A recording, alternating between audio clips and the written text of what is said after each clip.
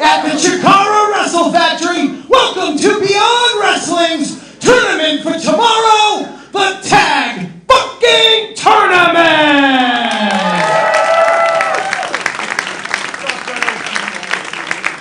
Your opening contest is a first round match in the tournament scheduled for one fall.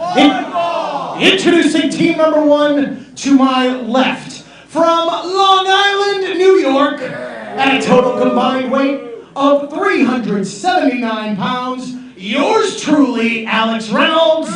His partner, the Raw Dog, the Meat Man, John Silver. You suck, Reynolds. Your tag team aces of Beyond Wrestling, the Beaver Boys.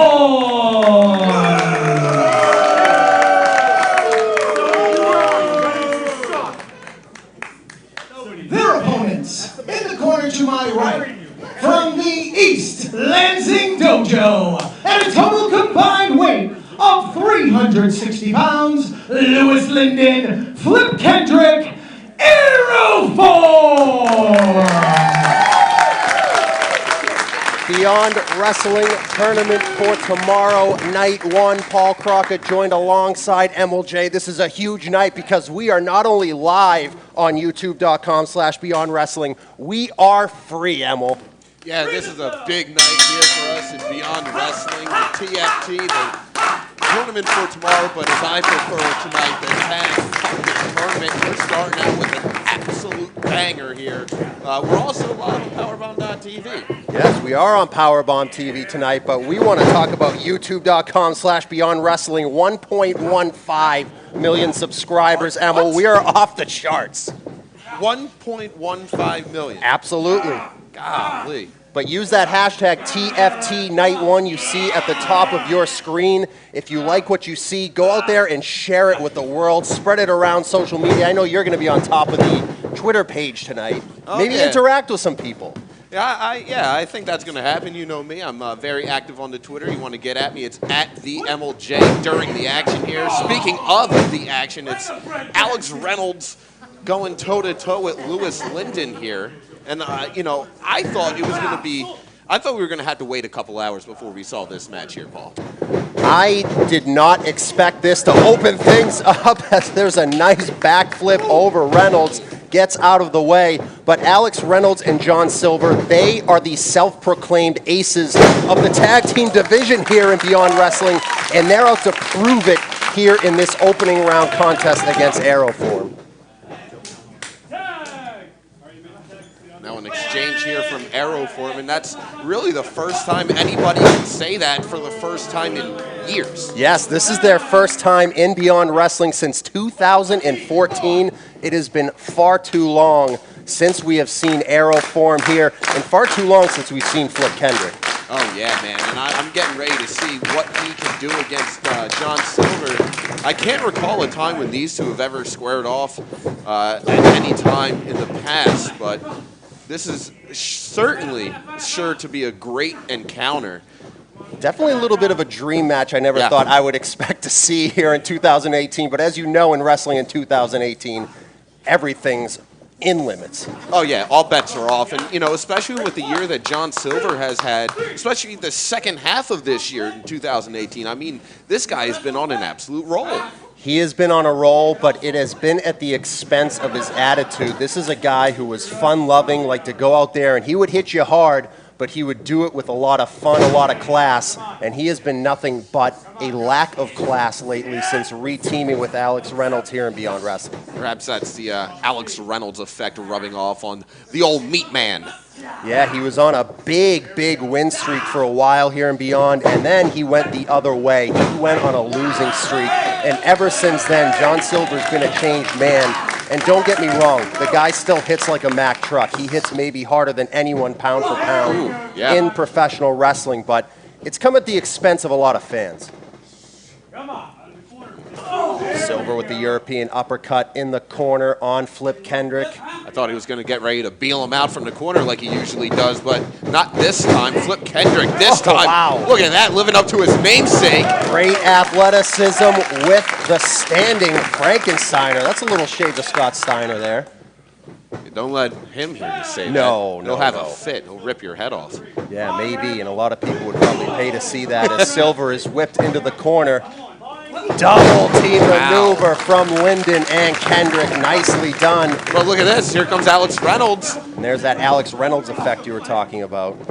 Here he comes. I don't think there's any tag made here, but the bridge was lowered, Wow. as they say. Both members of the Beaver Boys on the floor. They are slowly getting to their feet. What is Linden going to do? Takes to the air. Double Hurricane Rana. Didn't get it the way he wanted to, but nonetheless, it was effective.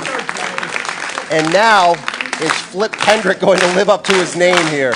Lewis Linden just did a tope con double Kenrana. That's unbelievable. Flip Kendrick now. Whoa! Wow! Acai Sky Twister press of sorts, I suppose. I think that's the best way to describe it. You're not going to get a better description from me as Kendrick takes to the air and takes down both Beaver Boys, the self-proclaimed aces of Beyond Wrestling. Of course, there are some great tag teams you're going to see here later tonight. We have Mike Berta and Rex Lawless. We have the Viking War Party. We have No New Friends, Massage Force, Shook Crew, Doom Patrol, Hot Wheels, just to name a few. Oh yeah, we got a field 16 deep. And that's not even counting EYFBO, who we will see tomorrow night at 5 p.m. on Powerbomb TV. what's but this, right though? now, Powerbomb onto the awaiting knees of Alex Reynolds. Goes for the cover. 2 count only. And it was the knees and the shins, too. Absolutely. That back devastated from that double team maneuver by the Beaver Boys. If you like what you see here, hashtag TFT Night 1. It's right there on the screen for you. Makes it easy. Go on social media. Let people know what you're seeing here tonight. And right now, Or what you'll be hearing tonight. Listen Yes. to these. Listen to this kick. And he's asking for it. he wants it. He's going to get it. Let's listen. The impact of that kick, like I had mentioned earlier, as Linden is asking for more. And that is like, it's like asking Vader to Vader bump you. That's just a bad idea. But instead of the kick, he goes for the poke straight to the eyes, admonished by the referee. But that's just what John Silver will do nowadays. He'll do anything to beat you. And then there's a kick for good measure. Absolutely. The hardest kicks I've probably seen since maybe Katsuyori Shibata of New Japan Pro Wrestling. John Silver hits harder than anybody. I mean, that's a hell of an accolade to lay on a man. And Alex Reynolds, well, he's just dirty and greasy. Let's just call it what it is. You're being rather nice when you're talking about him. I feel like you can. I'm putting it mildly, is what you're saying? Yeah. I feel like you can dig deep a little bit there. Ooh, big back Irish elbow. whip. And he's not going to do anything fancy, but his technique is on point. He is effective in every strike. As simple as it may look, a back elbow like that can be devastating. Well, yeah, he slipped that in right underneath the jaw, right where you needed to place that in there. You can see Lewis Linden, he's got a bit of a dazed look on his eyes, and a dazed look on his face. He's wobbly. Yeah, he's on Dream Street right now. And John Silver continuing to hold that control that the Beaver Boys have. And that's the strength of John Silver as well. Forget about the kicking and the striking. He is a very, very powerful human being. I've always said pound for pound, one of the strongest guys I've ever seen. Absolutely. If you saw him walking down the street, you might not think much, but don't say something to him because the next thing you know, you'll be 10 feet from where you're standing. Oh, yeah, easily. But Linden continuing to strike back with those headbutts, tries the tag, but a simple and quick kick from Silver keeps Linden at bay, and they continue to have that ring cut off, Emil. And that's why staying in between your opponent and your opponent's partner is so important in tag team wrestling. Right there, it was easy for John Silver. Wow, what a combination. Great double team cutter, makes the cover.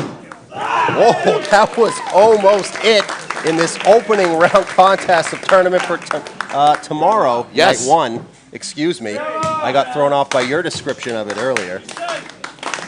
That's what Rich Palladino said. He did say that, so we are just quoting him. Tournament for tomorrow, night 1 here. Opening contest, youtube.com/Beyond Wrestling. 1.15 million subscribers. Make yourself another addition to that list. Yes, please. We would love to have you. Going for a Boston Crab here. No, he's going to put him in that lion tamer. He's going to put him in Yes, that. with the knee straight into the spine, wrenching it even further. Lyndon's a flexible man, but you cannot be flexible enough when you get that lion tamer strapped in. Yeah, the classic lion tamer, too. Small package. Whoa, he almost. No. 2 count only. Wow, inside out on that lariat from Reynolds. I was about to say Lewis Linden almost stealing this thing.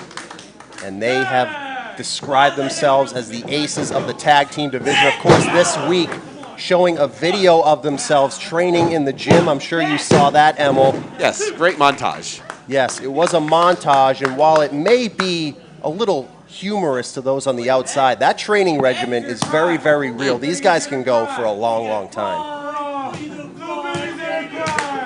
Oh, God.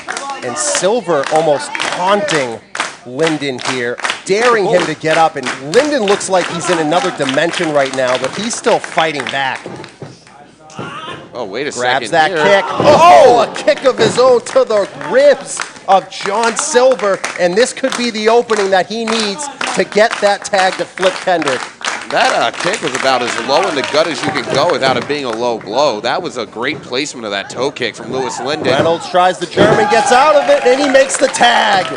Here comes Flip Kendrick, takes to the air. High cross body, follows it up with a back elbow, and now John Silver's going to get some. Whoa, look at this. Capoeira style out of Flip Kendrick. He's going all over the place, using that momentum of his just to propel him into the next strike. Irish whip reversed by Reynolds, charges into the corner, meets the boot of Kendrick. Now he's up top quickly. Whoa! Wow!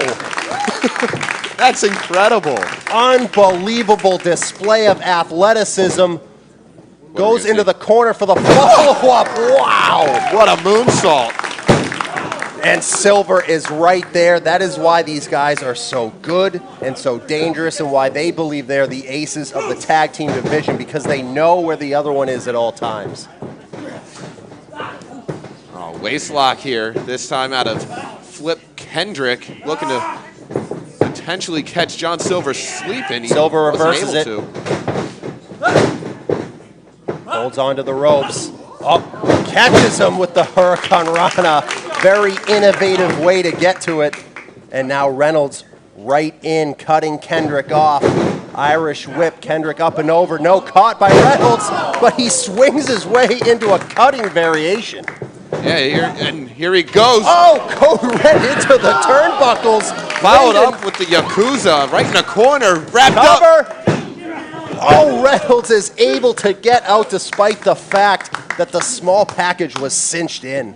Yeah, This they is put an on a- unbelievable opening contest. Yeah, it sure is. They, Aeroform I'm talking about, they put on a hell of a combination there in the corner. And they were almost able to wrap this thing up.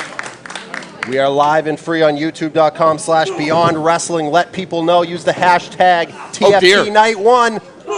And Kendrick lands on the apron. Silver goes underneath, rips the legs out from Kendrick, and he goes face first on that apron. And John Silver's looking around back Oh, on God. the outside. Oh, God, no. No. He was going to German him on the floor. Still trying for it. What's Linden have in mind here? Takes to the sky. Oh, he tries the moonsault to the floor, but takes Kendrick out and meets the super kick from Silver. This is a big turning point. Yeah, this is bad news for Aeroform because Lewis Linden caught Flip Kendrick flush with that moonsault body block. Oh, God, here we go. Beaver Boys have him up, but Flip Kendrick still fighting it off the ropes. Oh! Runs into that European uppercut death drop. And now they're going to go for it here. Wow! Double flipping DDT, and it's got to be academic at this point. No! What? Are you kidding me? Flip Kendrick gets out at 2.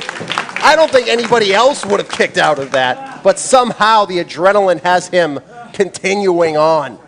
What in the I don't understand. That man's neck must be made out of adamantium or something. Unbelievable. Well, it's made out of something incredible. He's still down on the ground, and Linden back to fight here.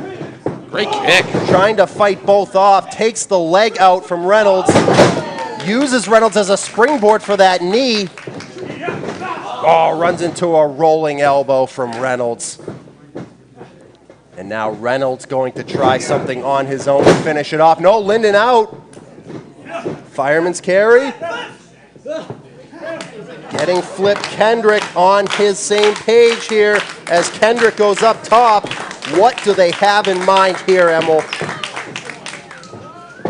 What? Whoa! Into the Rana. Unbelievable, but Reynolds able to fight his way out here. Here comes Kendrick. Another double team.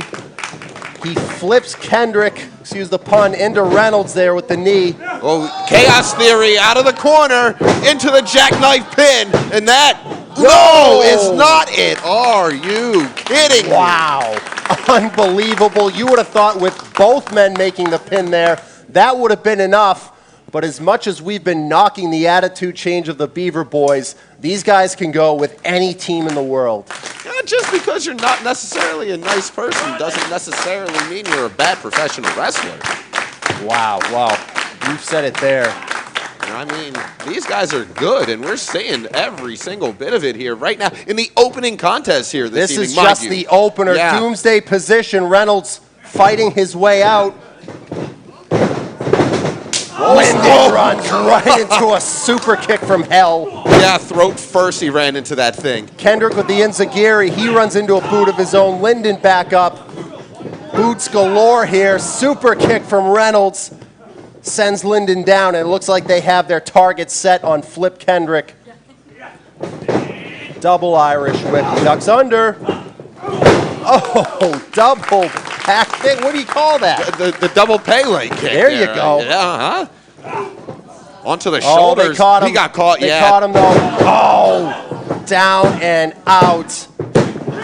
That is it. The Beaver Boys win this one. Here are your winners, advancing to the quarterfinals of the tournament, Alex Reynolds and John Silver, the Beaver Boys.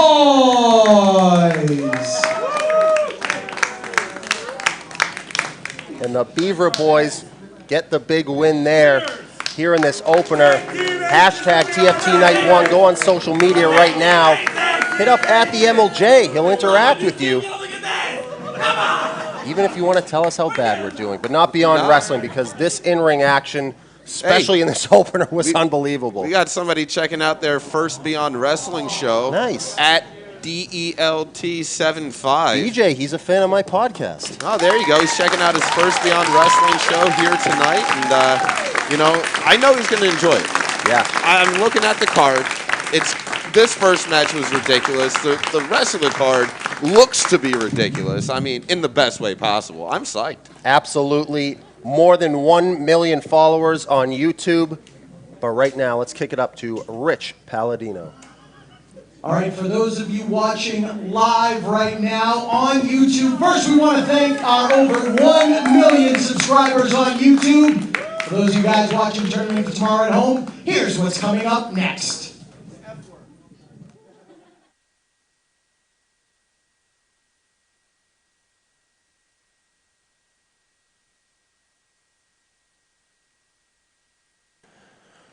Tournament for tomorrow, night 1. We just had our opening contest.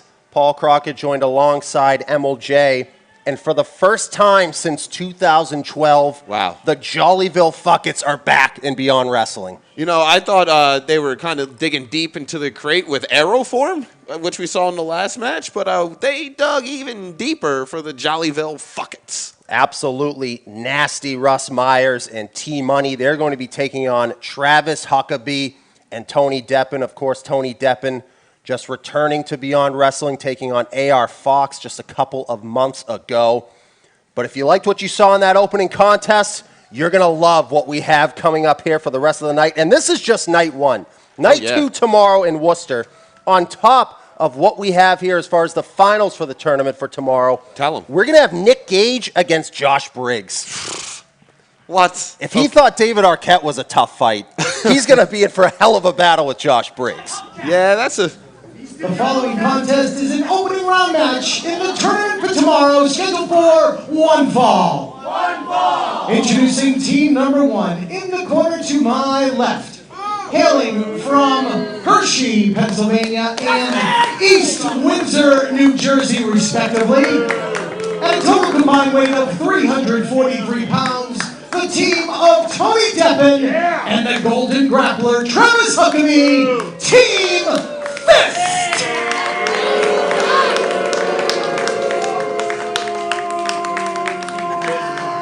Their opponents to my right, from Jollyville, at a total combined weight of, fuck it, please welcome Nasty Russ and T-Money, the Jollyville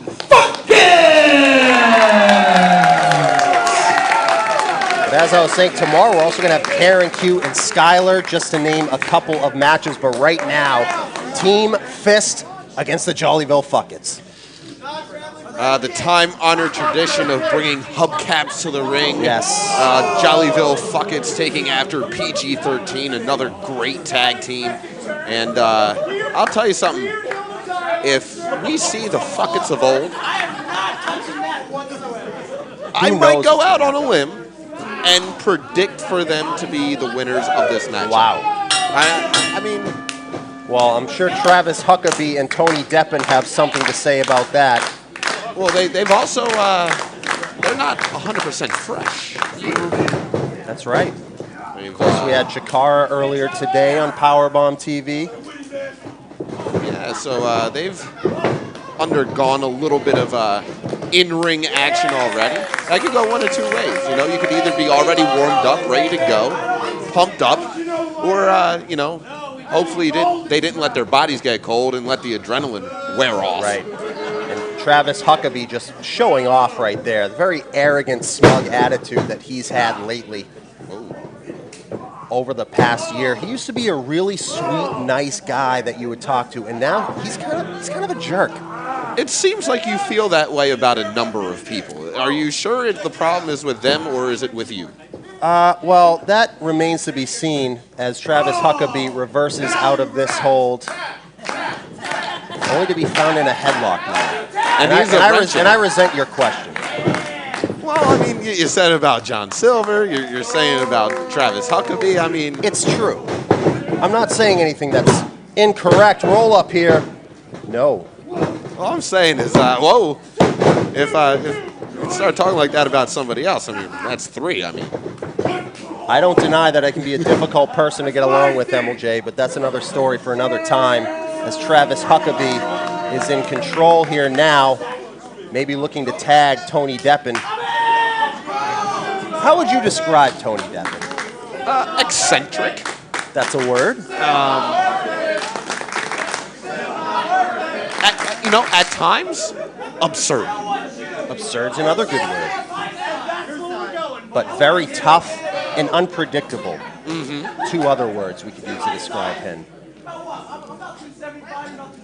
Tony Deppen claiming he's 275 pounds. That's the absurd you were talking about, I believe. Also delusional. But in his mind, he probably thinks he's that big. He probably thinks he can take on anybody at any size, and that's the unpredictable, crazy nature of Tony Deppen. Tony Deppen getting what he asked for. He is. Not that much of a size discrepancy here. Big shove. Absolutely. Use the hashtag TFT Night 1. Let us know what you think of this. Share the link, youtube.com/Beyond Wrestling. Ooh, we got dueling Luger action going on. I'm sorry. Oh, a big shoulder tackle sends Deppen reeling. And Deppen trying to answer, and he is just shoved straight to the mat, trying that springboard crossbody. And how about a headbutt to follow it up? I mean, I get what Tony Deppen was trying, get some speed, get some air, get some hang time, but it's not working. That wasn't a sidewalk slam. That was a sidewalk toss right there. And another big slam to the mat. And Jollyville showing some great double team work right here. 1 count only. Of course, we are here at the Wrestle Factory. Shakar been great host to us here in Philadelphia. Oh, yeah, I love it here. Tony Deppen may not enjoy it so much right now. Tony Deppen not enjoying his stay in the ring right now, as I would guess about 275 pounds, ironically, just came slamming down on him hard. Uh-oh. He's going to take a flight. Oh. He's going to flight school, as they said in the movie once. Yes. Crash landing, though, for Tony Deppen this time. And they have successfully cut the ring off on Deppen here. Of course, we're going to have night 2 tomorrow night, 5 p.m. You want to talk about big nights? We're going to have Colt Cabana and Jonathan Gresham. Speaking of technical wrestlers like Travis Huckabee, we're going to have Colt Cabana and Gresham tomorrow night. Yeah, that's going to be a catch-as-catch-can classic, I'm sure of it. Get those 2 guys grappling on the mat, and we're going to see some artistry, I believe. And here comes Huckabee. Deppen was in a hurry to get that tag, and he is invited to the ring in a heap. Yeah, that's one way to put it. Got introduced into the ring quite the hard way. Absolutely. Nice double team. 2 kicks there for the price of 1. And now it looks like Team Fist might have things in order. Finally. Oh, man. Takes the leg out and a bulldog simultaneously. And fist bump, they call it. Double kick to the arms, excuse me. Yeah, I don't think they had a cover there, but I don't think the move is called the fist bump. I just think they like to say, let's do a fist bump after we do this thing. Either way, it's annoying. Yeah, well, yeah, you got that right. As Travis Huckabee here makes an arm wringer look like a stab wound. That's how much it hurts when he does it. Oh, and he might have snapped that arm there, sending it in 2 different directions with his feet. And this is a man who has learned under Jonathan Gresham, sort of a protege of sorts. I know that he spent a lot of time picking the brain of Gresham, learning his craft, trying to improve. And then the attitude change came along, and quite frankly, I may have called him a jerk earlier, but it's been successful for him. I mean, yeah, similar thing with John Silver. Absolutely. See, I was right on the money. Paul Crockett joined alongside the MLJ here. Tournament for tomorrow, night 1. We are here for free and live on youtube.com/Beyond Wrestling. Oh, I mean, it is Thanksgiving weekend, yes. So, we are just giving thanks to all of the 1.15 million subscribers. Unbelievable. Who made the right decision to click on that subscribe button. And I hope if you haven't yet, you will throughout some course of the evening. And look at the disassociative look in Tony Deppen's eyes as he stares at his opponent. Whoa. Wow. That's exactly what Jollyville fuckets needed. Nasty Russ Myers came through with that Death Valley driver. Absolutely. And now Myers trying to work his way back to his feet, get to the corner, get Team Money in the ring. And a fresh Team Money could do a lot of damage. Fresh Team Money can do a lot of things. Yikes. That didn't work out for Team Fist. Oh, clothesline hits both men in the corner. Spins him around. Big spine buster, masterfully done. Decides not to go for the cover, wants to do more damage. Huckabee. Wow, nice. Get to that knee bar.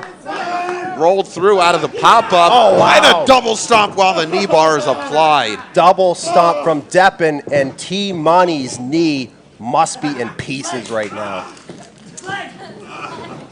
And now they're going to follow it up like a pack of wolves.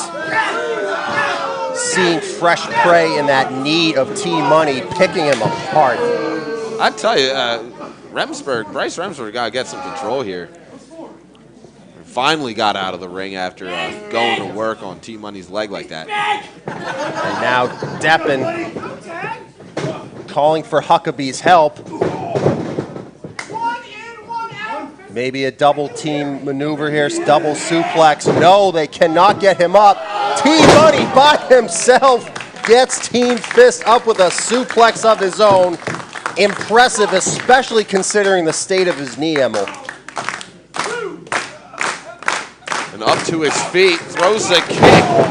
Oh.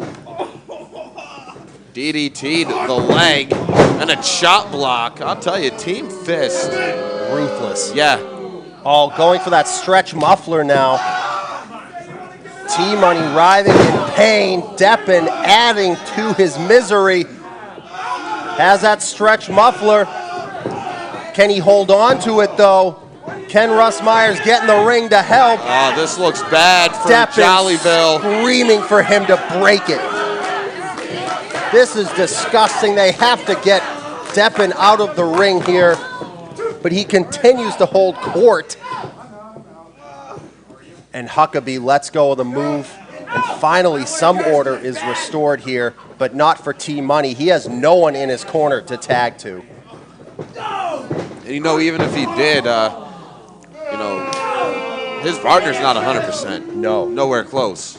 Look at him. He's on the wrong side of the ring completely on his knees. I mean, he's not in the right place. A brief light at the end of the tunnel, but it is shut off once again by Team Fist.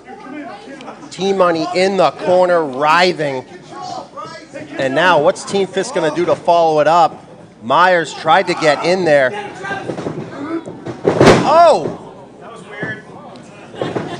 Whoa! Into the corner. Got launched into the suplex. I don't think they got all of what they wanted to, but nonetheless, Myers ends up tossed into the corner onto T-Money. No!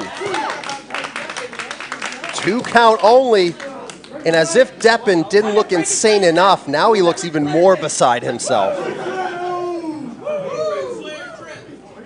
Now rearranging the fallen body of his opponent. Now what's he got planned? Oh, looking for a figure 4 of sorts, I suppose. T-Money kicks out of it, goes to the corner for a tag, no one's there. Sends Huckabee to the floor. Deppen eats a kick in the corner. Oh, double stomp to a seat. Whoa! Tope con hilo over the top. So much action here, and we're only in our second match here, tournament for tomorrow night 1. Ooh, what are the Jollyville Fuckets gonna do? Wow, what a moonsault! Springboards up to the top, hits the moonsault, cover. No, Huckabee in at the very last moment to break it up. Man, he dove from all the way across the ring. Total chaos here in the ring. T-Money charges. Oh, pounce! Big pounce.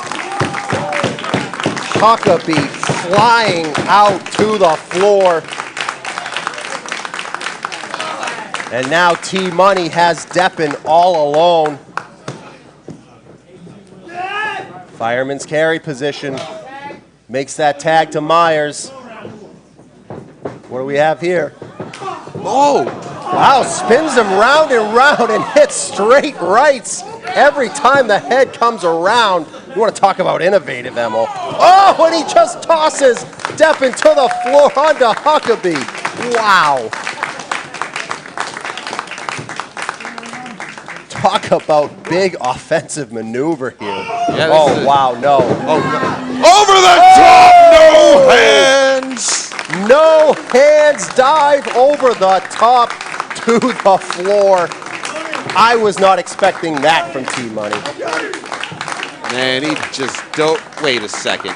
Okay, I was about to say, if he jumps over the top rope from that turnbuckle, that would be the most insane thing I've ever seen. Oh! Cannonball elbow. Oh, no! Deppen with the cheap shot when T-Money wasn't looking. Roll up. Oh, he's got the tights, I He had think. the tights. Did he? It looked like he did. And they got the 3 count. Here are your winners, advancing to the quarterfinals, Tony Deppen and Travis Huckabee, Team Fist. I wouldn't call it a clean win in No. any way, shape, or form, but it's a win nonetheless for Team Fist. They're on to the next round. That was definitely the dirty version of that win there. I mean, there was a low blow, and there was a pullage of the tights. It was hard to see on both camera angles, but you were able to just catch a glimpse of it. And I bet if you check on the reverse angle of both of those shots, you would see the proof. Yeah, I don't need a replay to see what I saw. I know what happened. You know what happened. Everybody watching on youtube.com/Beyond Wrestling knows what happened there in the end there of this second match of tournament for tomorrow, night 1. We have a lot more to go. Let's kick it up to Rich Palladino and see what we have next as the Jollyville Fuckets with a great display here tonight. Came up on the losing end, but a fantastic, fantastic job. All right, for our fans watching at home on YouTube, the tournament continues. Here's what's coming up next. Another match that I've been looking forward to, Pretty Proper against Rex Lawless and Mike Verna. Pretty Proper came to a Beyond Wrestling tryout a couple of months ago, and they stood out in a big way, and that's why they have this opportunity here tonight against the stalwarts now, I feel, at this point, in Rex Lawless and Mike Verna. Oh, yeah, Lawless and Verna, they've been in Beyond Wrestling for quite some time. They've solidified their... Hey, what? Okay, you didn't see it, but that is Milk Chocolate, Randy Summers, and Brandon Watts. They just pushed Victor Benjamin What's going on here? off the platform onto the floor. He is out. What the hell is this? Randy Summers just recently making his return to Beyond Wrestling. Brandon Watts showing what a despicable human being he is in the last couple of months. And he makes... I don't like what's happening here with Lady Frost, man. They are supposed to be in here against Mike Verna and Rex Lawless, but Milk Chocolate... This is absolutely disgusting. Milk Chocolate's not even supposed to be here. Hey, come on! What is this? Brandon Watts This is disgusting. He's faking injuries. Now he's doing this. Oh, no, come on, guys. No, come This isn't on. the way. This isn't the way. Oh, Jesus. Oh, yeah, and now run off. And Mike Verna and Rex Lawless doing the right thing here. They have no beef. They have no beef with Pretty Proper. They're just in there to have a tournament match. Making the save here as Randy Summers and Brandon Watts. Hold on. Nobody knows you two better than me and Rex. You see, what these people don't know is that the 4 of us were all trained by 2 men. Alex Reynolds back there and Tony Nese up in WWE. And I'll tell you, he's crazy back there, but even he would be disappointed in you two. You two used to be Milk Chocolate, man. Now I got RuPaul and the reason why this country needs gun control. So I'll tell you this right now. We came here in this company, in this ring, in this tournament because we want to fight. We've been here for a year and a half, and we're going to prove ourselves right now in front of the world on YouTube and in front of the best fucking fans in professional wrestling. So it's either you can fight us right now, or we'll throw something on the table for you there. Once you guys are done with your glitter and bedazzles, we'll put on our tournament spot right now. You against us, winner moves on. What? They're offering up not very hard, their spot in the assholes. tournament against Milk Chocolate. What are they going to do? I wouldn't be surprised if they ran away. But it looks like they're going to take that challenge. And it looks like we are on here. The bell has rung, and it's now Milk Chocolate against Vernon Lawless. Yeah, you know what? I don't think that this is an unwise decision from Verna and from Lawless. I mean, a lot of times when people put their spots in tournaments on the line, you like to question, what are they doing? Why? Well, Milk Chocolate, first of all, they just did something reprehensible, number one. Second of all, they know these guys in and out. Absolutely. And three, they want to get their hands on them. Why not? Put some on the line, lure them in, and beat the hell out of them. But that could also backfire, but it's not backfiring right now as Lawless showing off that freak strength. And speaking of freak strength, Mike Verna up to the top rope. Oh my Gets that God! senton, comes down with all of his weight onto the sternum of Summers. That was devastating. Yeah, that was gruesome. All that weight down across the sternum only. And now going for all 4 ropes here. Oh, only 3. Wanted to get right to it there. Cover. As Paul Crockett is joined alongside the MLJ here. Tournament for tomorrow, night 1. We are going to have the finals tomorrow on Powerbomb TV. It'd be crazy not to sign up for that. That's going to be at 5 p.m. tomorrow. But right now, youtube.com/Beyond Wrestling. If you do sign up for that, remember the promo code. Yes. Use the promo code Beyond. 20 free days. That's right. Do it. Do it. Irish whip into the corner.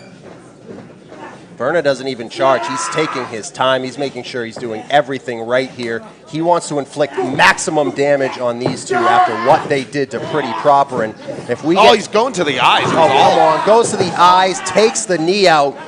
This is a Randy Summers I've never seen before. Of course, he took a long time off, recuperating from an injury, and he has come back in peak condition. You know, it wasn't so long ago that the same thing happened to Brandon Watts. Yes. And, you know, he was out for a long time, and he came back looking better than ever. Absolutely. And if we get any update on the condition of Victor Benjamin, we'll let you know. We'll try to find that out. And Lady Frost, for that matter. Absolutely. I mean, she got dropped on her head. Victor Benjamin looked unconscious on the floor after being jumped as introductions were happening. And these all 4 men have learned very well from Tony Nese and Alex Reynolds, as Mike Verna mentioned. But it seems like there is much more of an edge now to Milk Chocolate. Yeah, they definitely have that attitude. Now just wrapping up the torso of Mike Verna with the legs is Randy Summers. And this is exactly why I was about to question this maneuver from Randy Summers. I mean, he's too small and not strong enough to hold this on the way he should. That's what he's got to do. He's got to hammer him with those strikes. Bring him back down to the mat. And Summers, like a psychopath, just ripping away at the face of Mike Verna. It seems like not only has his body healed, but his mind didn't. Yeah, his mind got a little twisted there. Time off can get to you, and clearly it has with Randy Summers. But Verna with an incredible display of strength. Oh, God. Wow! Electric chair drop DDT combination. And Verna now going to do everything he can to get to Rex Lawless to get that tag, and he does it. And Milk Chocolate could be in for a lot of pain. Oh, yeah, they're in for a lot of pain, and they're in a lot of trouble clearly right now. Oh, gosh! Nearly taking the face off of Brandon Watts with that boot out of midair. Oh, leapfrog. Watts bent backwards. Verna in. Hits the dive to the floor on Watts. Takes him down. Oh, Nelson backbreaker. Double goozle. Sits out with it. Plants him with that power bomb. And makes the cover, 2 count only. I'll tell you something, Randy Summers, he's showing a lot of resilience here tonight because he's taken a series of devastating moves, and he's still able to continue on. Oh, gosh. Summers sent to the floor with a power bomb. right onto Watts, and unfortunately for Lawless, Verna also got a bit of that as well. Oh, wait a second.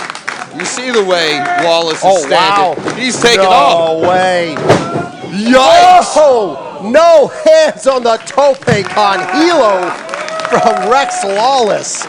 That's almost 300 pounds doing that right there.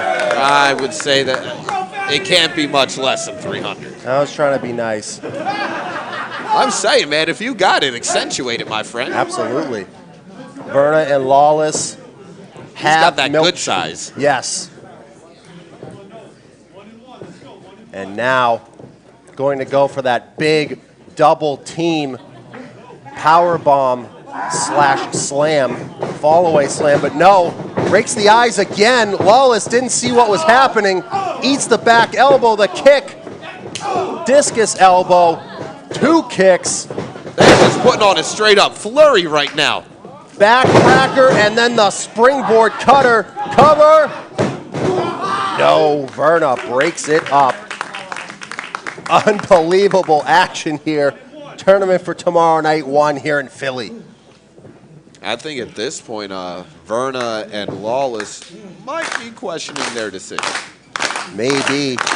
Milk Chocolate not questioning theirs yet, I don't think, because they have Verna in a very precarious position, but he muscles his way out. Heavy chop out of Verna. Oh, got all of that. Watts tries the press and instead is pressed into the mat. Oh, and Summers down. also pressed into the mat with that power bomb. Lawless there to follow it up. Package bomb. And Summers bounced off of that mat. Cover. Wow. Watts at the last second able to break it up. Unbelievable tag team action here, MLJ. You might have to throw somebody out the front door before you pin their partner. It might come down to that. But the overwhelming size, you have to wonder, how is Milk Chocolate going to get their way out of this? Looks like Brandon Watts is asking himself that very question right now. He looks very vulnerable. And now Watts begging off as Verna and Lawless have him where they want him, going for some sweet revenge after what they did to Pretty Proper here earlier. Watts slapping Verna. Yeah, now you're definitely not getting any sippy. And now the referee's back is turned. Randy Summers with the low blow. Roll up. Oh, they God, they stole got it. him. Oh, they got him. Here are your winners advancing to the quarterfinals, Randy Summers and Brandon Watts, Milk Chocolate! A pathetic victory, but a victory nonetheless, Emil. Yeah, talk about getting lucky here tonight. I mean, Milk Chocolate, I don't like the way it happened, not at all whatsoever. But, you know, they came in here, they laid out Pretty Proper, and they managed to defeat Lawless and Verna, and now they're in the tournament and advancing. They're on to the next round. Mike Verna and Rex Lawless back to the drawing board. I'm sure they're going to be back for revenge at some point down the line. But let's go to Rich Palladino. Tournament for tomorrow, TFT, the tag fucking tournament continues. For you fans watching at home, here's what's coming up next.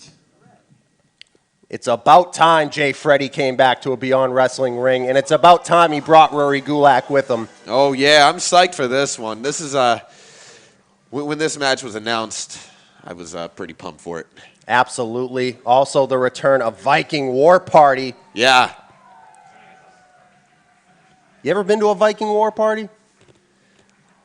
I can't remember. You probably were then. What can you remember? Not much of my 20s. Well, that's an interesting story that should be on a podcast somewhere at some point. I'm sure it will. But tonight, night 1, tournament for tomorrow, use the hashtag TFT night 1. Of course, we're on youtube.com/Beyond Wrestling 1 1.15 million subscribers. And as a thank you, we have this show here for free tonight. Gotta love that price. Free 99. Absolutely. And if you like what you see so far, we have a lot more tag team action to come. We have Hot Wheels, Sad Conf, Doom Patrol, the Hooligans, Massage Force, Shook Crew, Stokely Hathaway back in-ring action against Orange Cassidy. Yes, the only non-tag team based competition here tonight. And I mean, that's going to be one hell of a match, I'm sure. After what I saw on Halloween, I don't know if I could ever doubt Stokely Hathaway again, but Orange Cassidy is crafty. But right now, let's go up to the ring introductions from Rich Palladino. The following contest is an opening round match in the tournament for tomorrow, scheduled for one fall.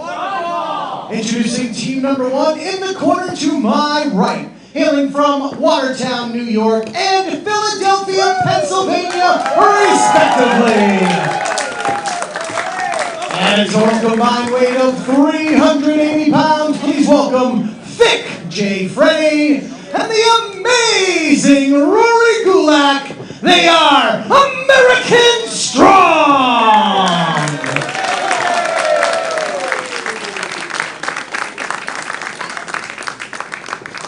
Their opponents to my left, hailing from Bad Fjord, USA. Weighing in at a total combined weight of 2 yaks and 1 goat. Please welcome the Warhorse, Jake Parnell, and the Wild Man from the Ozark Mountains, Alex Herzog. They are the Viking War Party! Viking War Party and American Strong here. Tournament for tomorrow, night 1. We're going to have night 2 tomorrow night at 5 p.m. You can go to Powerbomb TV. Check that out. But right now, we are live and free on YouTube.com/Beyond Wrestling, where we have 1.15 million subscribers. And this is a thank you to everybody out there who has supported us in the past and who will support us in the future. Yes, everybody who has clicked that button or is thinking about clicking that button and will inevitably click that subscribe button. We appreciate each and every one of you here. And, you know, this is a match, like I said, I mean, I've been looking forward to this match for quite some time, and especially this particular matchup, Rory Gulak and Jake Parnell. Absolutely. Rory Gulak, great technician. Oh, yeah. And this is like the very definition of a home game for Rory Gulak. I mean, out of everybody involved in this tournament, he's the one who spends the most time in this specific building and this exact ring. And if you want to speak of Rory Gulak, let's look back at the list of winners of the previous tournament for tomorrow, tag versions. Dean Tremendous winning tournament for tomorrow 3. Biff Busick and Drew Gulak winning tournament for tomorrow 3/16. Yes. And the Hit Squad winning the 4th tournament for tomorrow as Jay Freddy comes in hot. But this is a very, very big deal if you can win this. You're on a short list of some incredible tag teams. Yeah, and the cool thing about this tournament, this tag team tournament, is that it's 16 brand new teams competing for this, you know, this prize of being the TFT tag champions, I guess, of 2018. And I mean, there's going to be a first-time winner out of this 16. Out of this group, someone is going to be a new winner. As Jay Freddy and Rory Gulak now going to work here. What do they have in mind? Electric chair into the Hurricane Rana. Nicely done. Yeah, and Jake Parnell himself, he was a bit confused, like what exactly is going to happen. Then right before you knew it, Rory Gulak dropped down on the shoulders and popped the Rana. Rory Gulak takes to the air. Jay Freddy looks like he's going to follow it up. Big dive taking out both members of the Viking War Party. Jay Freddy is fired up. Jay Freddy and Rory Gulak both spending significant amounts of time overseas. Well-traveled grapplers. And Jay Freddy now climbing up to the top, leaping in, but he got swatted down. Jake Parnell saying, not my house. Codebreaker there, holds on to it. Oh, no. Oh. Choke slam onto the back of Gulak. And thank God for undertrunks, huh? And that momentum that American Strong had just cut off by the Viking War Party. Yeah, well, I mean, that's exactly the way Vikings do things like that. They just pick you up and rip you apart, and it doesn't matter what kind of clothes you're wearing. They'll rip them apart. They'll lift you up by them. They'll slam you down. You have a lot of experience with the Vikings? I told you I went to that party, I think. Oh, okay. I think. You think, as Jake Parnell doesn't think, he knows he has control here. But Jay Freddy says, no, you don't, with a chop of his own. And now we have a chop battle. Jay Freddy spending a lot of time in Wrestle 1 with the Great Muto. So he knows all about crazy chops and firing up. Yeah, but I mean, if there's one person who's not going to allow himself to be out-chopped if he can, it's Jake Parnell. I mean, Absolutely. That man prides himself on those chops. Absolutely. Freddy with a head of steam. Big slam from Parnell. Cover. Referee Kevin Quinn administering the 2 count there. And now the Viking War Party in control here at Tournament for Tomorrow, Night 1 in Philadelphia. Man, you heard that flesh on flesh. That was just big old foot. Herzog with the double chop. Ugh. Even more painful than the previous. Look at the shade of red that is developing on the chest of Jay Freddy. Absolutely. Herzog relentless, tosses Freddy, and Freddy doesn't know where he is. That was a lot of height on that toss, Emil. Well, Alex Herzog is quite a tall individual. Don't you clap! I'll come down and slap that beard off your face. Now, Viking War Party continuing to go to work on Jay Freddy. Rory Gulak in the corner, trying to will Jay Freddy on. Trying to muscle him up for that suplex, but Jay Freddy continues to fight it off. Has him up. No. Freddy reverses and hits the suplex. And now this is the opportunity he's needed. Yeah, if he's going to be able to get around the big man, Alex Herzog, and get to his corner. He's got a pretty clear path. There we go. Exchange here from American Strong. Rory Gulak comes in. Big chop to Parnell. And Gulak firing away. Parnell blocks it, tries a punch, runs into a side suplex. Here comes Herzog. Ducked underneath the clothesline. Now he's got the waistlock applied.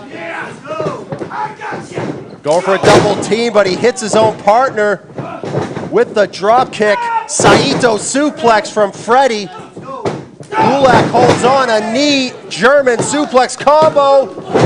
No, broken up at the last moment by Parnell.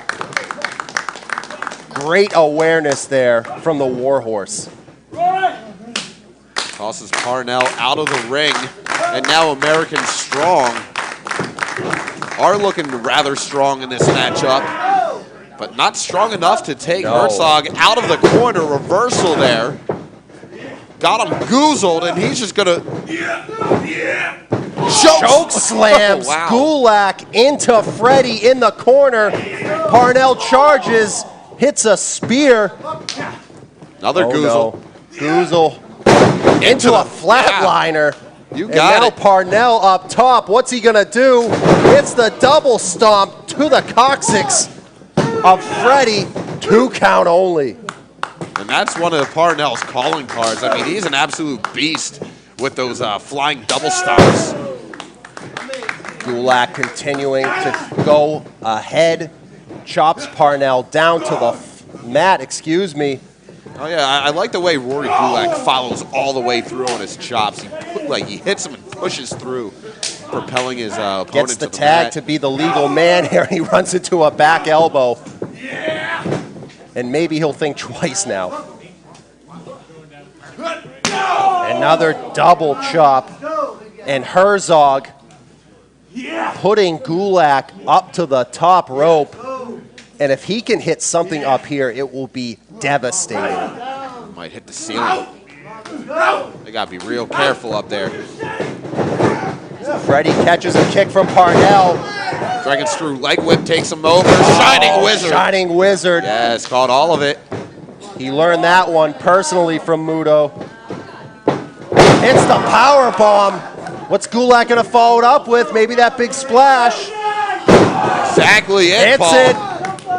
But Parnell was right there Once again. to make the save. That is the second time in just a mere couple of minutes he's been able to do so. It's good teamwork there, shown by the Viking War Party. And all four men might be out of it at this point. Yeah, I'd say they're spent. I mean, they've been hard hitting, heavy slams, flying off the top, all kinds of things. Going for that Saito maybe. Freddie now on the second rope. Oh no. Goozle from Herzog hits a big choke slam from the top. This man's a choke slam machine. Cover. No! Freddie's out of it. And he continues to fight on. The Wrestle One veteran still alive. I tell you what, if looks could kill, the eyes that Herzog was shooting at Jay Freddy behind his back. He can't believe it. Yeah, the way he was just glaring at him. How dare you kick out of that? Charges big into the corner.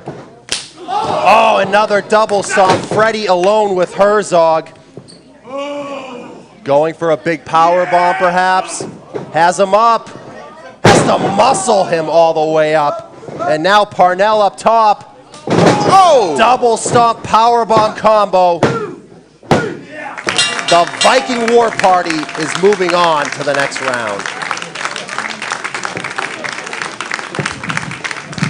Here are your winners, advancing to the quarterfinals, Jake Parnell, Alex Herzog, the Viking War Party!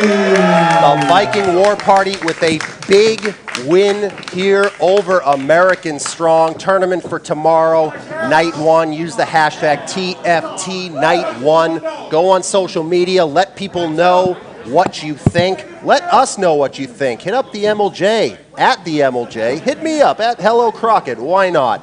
We'll throw out all the handles here on youtube.com/Beyond Wrestling. 1.15 million subscribers, and as a big thank you to everyone, this one is live and free. But like I said, spread it around, let everybody know, because we have, at least according to my sheet here, a very, very big contest coming up next. Maybe the most anticipated contest of the weekend, maybe of all time. Ladies and gentlemen, we are halfway through our opening round matches in the tournament for tomorrow, the tag team tournament for tomorrow. Advancing thus far to the quarterfinals, which will take place tomorrow afternoon in Worcester, Massachusetts. For tomorrow, yes, in Worcester. Already advancing are the Beaver Boys, Team Fist,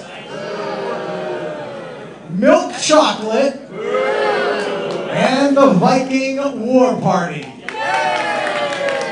All right. So for all of our fans watching right now at home on YouTube, we're going to take a break in the tournament, but this is what's coming up next.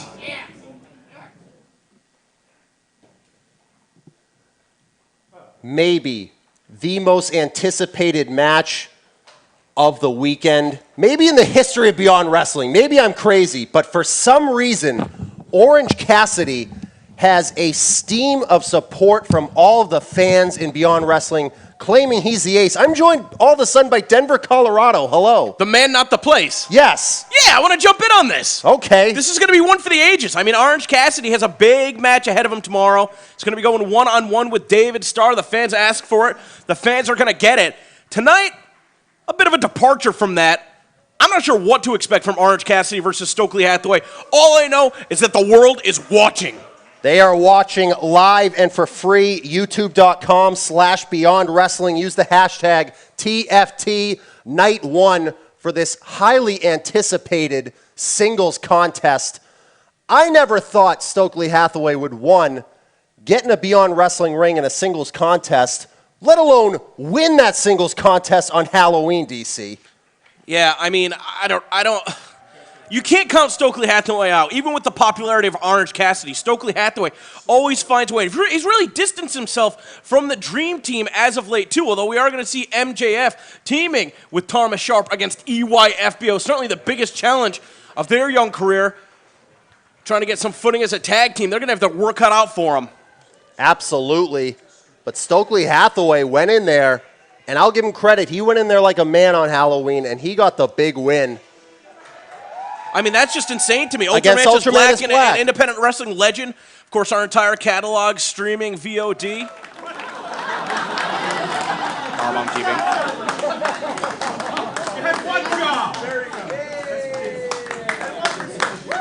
Let's go to Rich Palladino.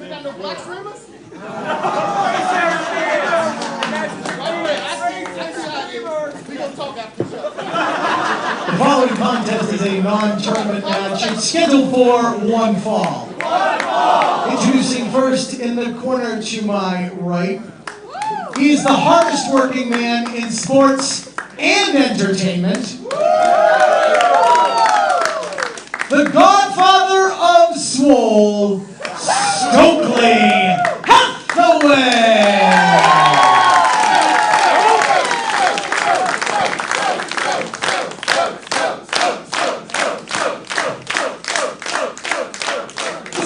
To my left hails from wherever. His weight does not matter. He is freshly squeezed Orange Cassidy. Orange Cassidy, organically on his own, has made a strong case to be the ace of Beyond Wrestling. Words I never thought would come out of my mouth, DC. I mean, look, not to take anything away from Orange Cassidy, but do you really believe that Orange Cassidy is the ace of Beyond Wrestling? Or do you think it's more so the fans rejecting the notion that David Starr is the ace while Joey Janela is out of action with a knee injury that's going to keep him out for an indefinite period of time? I would have to say a little bit of both. I mean, Orange Cassidy has gone in there and got some big wins under his belt in this ring. And you cannot take that away from him, despite the fact that he's a little lethargic. And Stokely Hathaway getting that big win against Ultraman is Black, maybe he's trying to make a name for himself. Certainly departure from what we're used to seeing. Stokely Hathaway, the manager of the Dream Team. Oh, what is he doing? What is this? We've seen the success he's brought competitors like Timothy Thatcher and Tenth Point. Stokely maybe trying a little Tong Po action with both hands and fists out there, but Orange Cassidy brushes him aside. Of course, the winner of the Orange Cassidy versus David Starr match tomorrow will go on to Heavy Lies the Crown New Year's Eve to challenge for the Powerbomb TV Independent Wrestling Championship. Remains to be seen if it will still be held by Hot Sauce Tracy Williams at that time. There's still to come Tracy Williams and Wheeler Yuta against Sadkoff. Dominic Carini, Kevin Koo.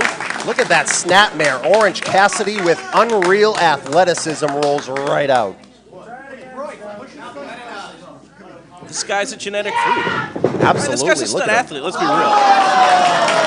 Hands in his pockets the entire time, rolls right out up to his feet. Even Stokely's applauding that one. He's impressed. Unusual choice of ring attire for both of these competitors. Well, everything Stokely does is pretty unusual, let's be He's honest. successful, though. He's one of the most successful people in wrestling. But you know what? Sometimes some of the most successful people in the world are very eccentric. Stokely's one of those guys. Absolutely eccentric to say the least. And if you look up eccentric in the dictionary, you might see Orange Cassidy's right there. Yeah, he's pretty weird too. Drop Weird. down effective. Good word, weird. Makes His the hands in his cover. pockets, goes for the pin. Not a great pin. Whoa! How do you do that? Kips, I can't even kip up with both hands, let alone with no hands. Orange Cassidy is an athletic idol. This guy should be in the Olympics or something. Why is he here wrestling? Because we love independent wrestling. We want to thank everybody for tuning in tonight. YouTube.com/Beyond Wrestling. Our reward, hitting that 1 million subscriber mark. And Stokely missed the mark there. Missed the mark. He's been missing the mark on everything here so far, and the frustration levels with a Matrix-like maneuver for Orange Cassidy to get out of the way. All right, I wouldn't go that far. I would. Just like Keanu Reeves. He's going to get disqualified. He hit Bryce. He chucked Bryce Remsburg as once again Orange Cassidy with the Matrix-like maneuver to get out of the way. After hours at the Chikara Wrestle Factory, some foul language from the Philly faithful. Laying the law once again. Oh! Bryce tries a chop and he hits Orange Cassidy. What is going on here?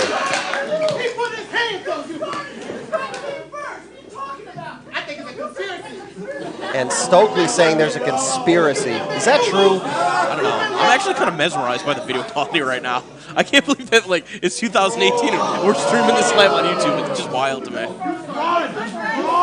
And now Orange. Beyond Wrestling. Yeah, I see the glasses in the corner. It's about to get real. He took the glasses off. Double Hurricane Rana on Stokely and Bryce. That Bryce charges? Bryce with the Hurricane Rana? Bryce Remsburg with the Hurricane Rana.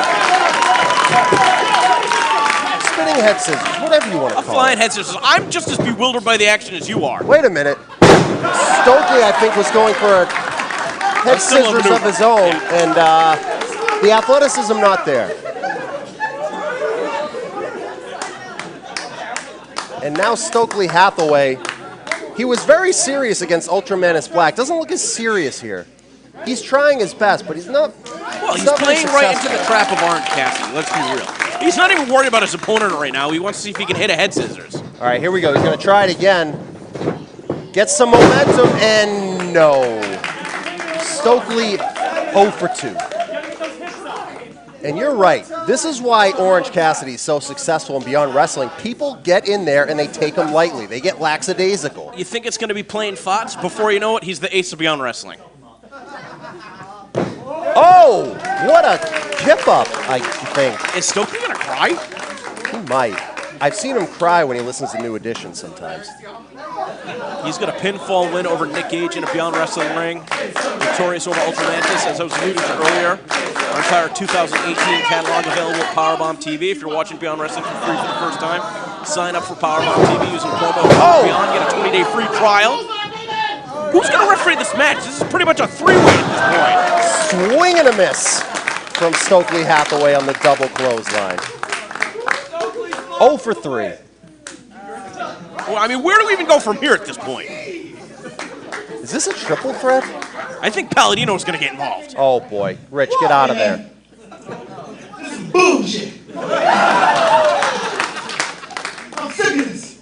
That's why I say, fuck you, fuck you, fuck you, fuck you, you're cool. Fuck you, I'm done. Done. He's done? I'm a participant now. I got some wings, some water or something. Asking for some wings. I don't believe we sell that here at the Wrestle Factory. I could be wrong. Stokely just going to take in the show, I guess. Now posing for a photo. Rich, take that microphone away from him. What are we doing? 9 count. He has to get back in. And just in the nick of time, DC, Stokely Hathaway saves the match. All right, listen. What? We good. Oh no! He's got the goozle going for a choke Somebody slam. get that mic out of there. What? Baby. Tries the choke slam. Stokely with the back elbows fighting out. Tries a Uranagi, I guess. Gonna get sent off the ropes. Oh! Now where did that come from? Spinning back elbow, and there's that serious side that Stokely Hathaway has begun to show. You know what I think it is? He's so sick of sharing the spotlight with everybody that he's brought to prominence in professional wrestling. That could be it. He wants to do it on his own. He has a very, very big ego. Now what? You gonna hit him with the microphone? He better not. Those things cost like $500. Oh my God, let me get up. As Stokely Hathaway stalking his prey in the corner. Maybe if every person that's watching live sends $1 via PayPal to beyondwrestling@gmail.com, we'll let Stokely break the microphone. Sure. What if they don't? What are we going to use that money for? Suplex? No. Is Stokely going to attempt the Three Amigos? My God, he's going to attempt the Three Amigos. I mean, attempt it. He's two-thirds the way there. Three Amigos from Stokely Hathaway. I'm beside myself. What? Did he just call for Pac's move, the Red Arrow? I mean, he's kind of a bastard. He is kind of a bastard, and so is Stokely Hathaway, but I don't think he has it in him to hit a Red Arrow. But Orange Cassidy's not going to find out. That's a veteran move right there to roll out of the way. Not much of a sense of urgency. Oh, Stokely trying to play him nice and good. Now calling for the Red Arrow again. I mean, we've seen some great action thus far tonight. This match, not the exception, but it's certainly unconventional as all get out. And now Orange again slithering his way out of danger. Stokely has to be frustrated now. Frustrated, he's wiping his brow. He's probably blown up just getting up and down the ring ropes. Oh, Orange Cassidy strikes like a snake in the grass. Spinning head scissors. That's a head scissors. Yes. Big boot to the midsection. Maybe look for that Batista. Oh, God, he's going for that Canadian. He's only hit it a couple times, but when he does, it's devastating. Stokely knew it instinctively and got out of the way. Why did I think he was going to hit a Batista bomb? Do I even watch Beyond Wrestling shows? That's John Silver. You're mixing them up. No, that was John Woo. Big drop kick in the corner. I don't know.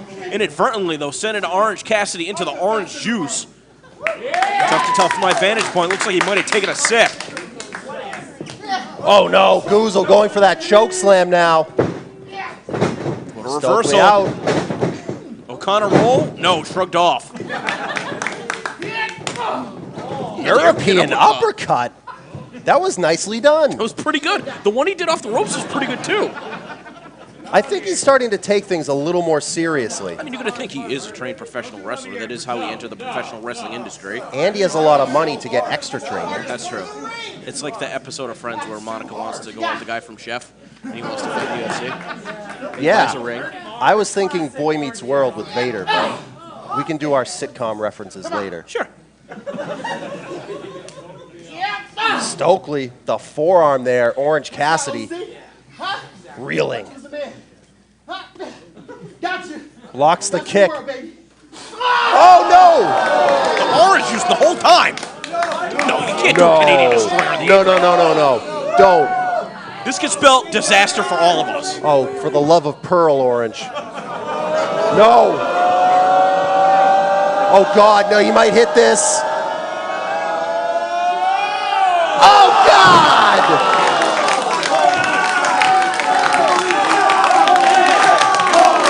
Stokely might have a broken neck, DC.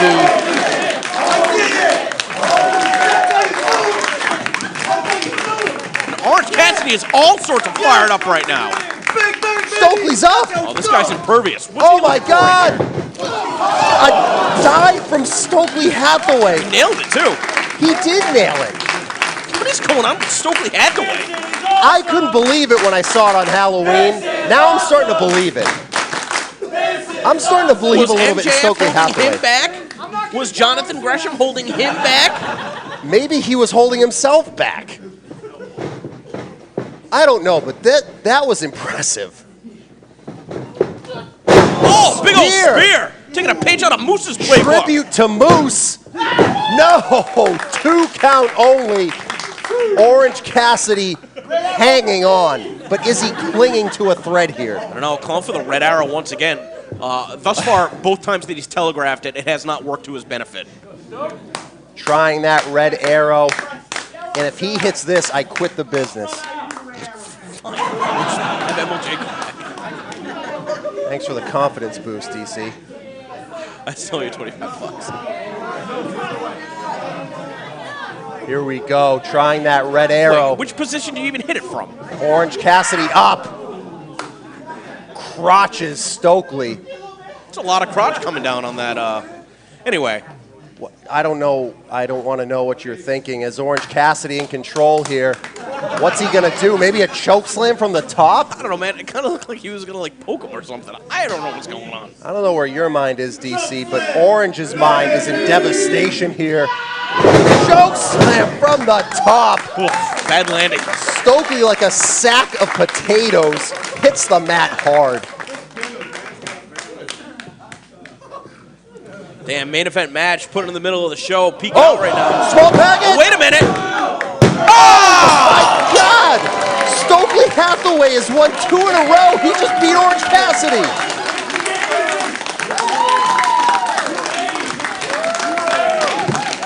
Here is your winner, the Godfather of Swole, Stokely Hathaway.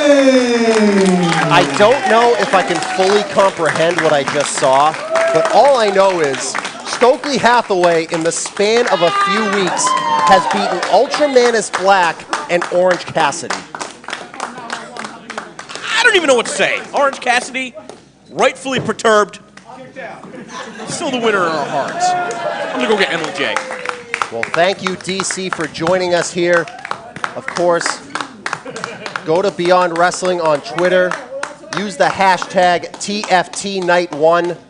I am incredulous at what I just saw, but Stokely Hathaway, 2 straight wins in Beyond Wrestling.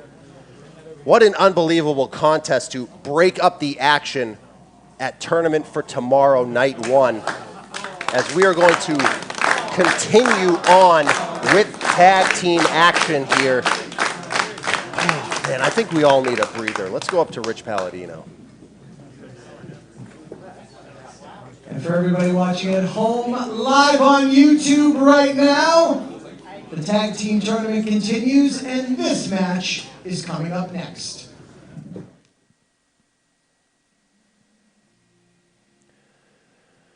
Tournament for Tomorrow, Night 1. Use the hashtag TFT Night 1 on social media. Let your friends know about all of this action. And right now, we have to try to recover after that last match somehow. Brian Malonis teaming with Cam Zagami. Of course, Cam Zagami winning the Chikara Young Lions Cup. Taking on the newcomers, Kevin Lee Davidson and Danny Adams, no new friends. And these two drove pretty much all night from Omaha to get here, MLJ. From Omaha, Nebraska. Yes. That is, I mean, I'm gonna look that up right now. Go on Google Maps. Yeah. See how long it would take to get here just for this. Of course, Kevin Lee Davidson, coming to a Beyond tryout a couple of months ago, and he was the clear standout, getting an opportunity for a match where he devastated Vinny Pacifico in very quick fashion. And he is a big, big human being, trained by Michael Elgin. By the way, the fastest route with the usual traffic, it's only 18 hours and 7 minutes. That's it? Yeah, that's... Only 18 hours to get here for this opportunity? Fastest route, usual traffic. Oh, okay. Are there any tolls? I mean, there looks to be some tolls here. Well, trained by Michael Elgin, this guy knows how to use his weight. Introducing team number 1 in the corner to my left, hailing from Salem and Manchester, New Hampshire, respectively. Total combined weight of 580 pounds. First, he's too Cam to give a damn, Cam Zagami. His tag team partner is the irresistible force and the immovable object, the Kingpin, Brian Malonis. Their opponents, to my right from St. Louis, Missouri, at a total combined weight of 563 pounds, the team of Danny Adams and KLD, Kevin Lee Davidson, hashtag no new friends. No new friends. They're letting you know with their t-shirts, they don't want you around. Those shirts saying, you can't sit with us. I don't know how many times I heard that in the lunchroom in high school. Oh, you were one of those kids? Yeah. I don't know how many times I told people that they couldn't sit with me. Well, fair enough. We were on opposite sides of the table, clearly. We're sitting at the same table. Well, now we are. Oh. Cam Zagami going for a quick one. He's done this a couple of times to great effect. Now running into the chop from Adams. And this guy has made an impact early with these chops, Emil. Yeah, man. I mean, you didn't come all this way from Omaha, Nebraska to not hit hard. Absolutely. Yeah, you came to win. Shoulder block by Cam Zagami, the Young Lions Cup winner. He's very familiar with this building. Yeah. I'm not a big fan of Cam Zagami. Why not? Look at him. What are you trying to say? Spit it out. I like, what I'm trying to say is I like what Kevin Lee Davidson is about to do to him. So you're saying you would like to punch Cam Zagami in the face? Yeah. If the Okay, hey, opportunity listen, I called a presented couple of itself, people jerks earlier, so you can say what you want to say here on this Listen, broadcast. him and I have a little bit of a pass. Uh-oh, big man going up, going down. And Spinning leg lariat may not have got all of it, but he got enough as Zagami's head bounces off the mat. Very impressive from KLD. when you're the size of KLD, you don't have to get all of it in order for it to be effective. Wow, Malonis calling Davidson a pig. As the Ring of Honor stars on the apron, wanting a tag. You know he wants a piece of Davidson. He's not going to wait.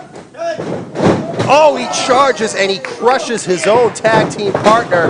And now Zagami on the business end of maybe 1,000 pounds here.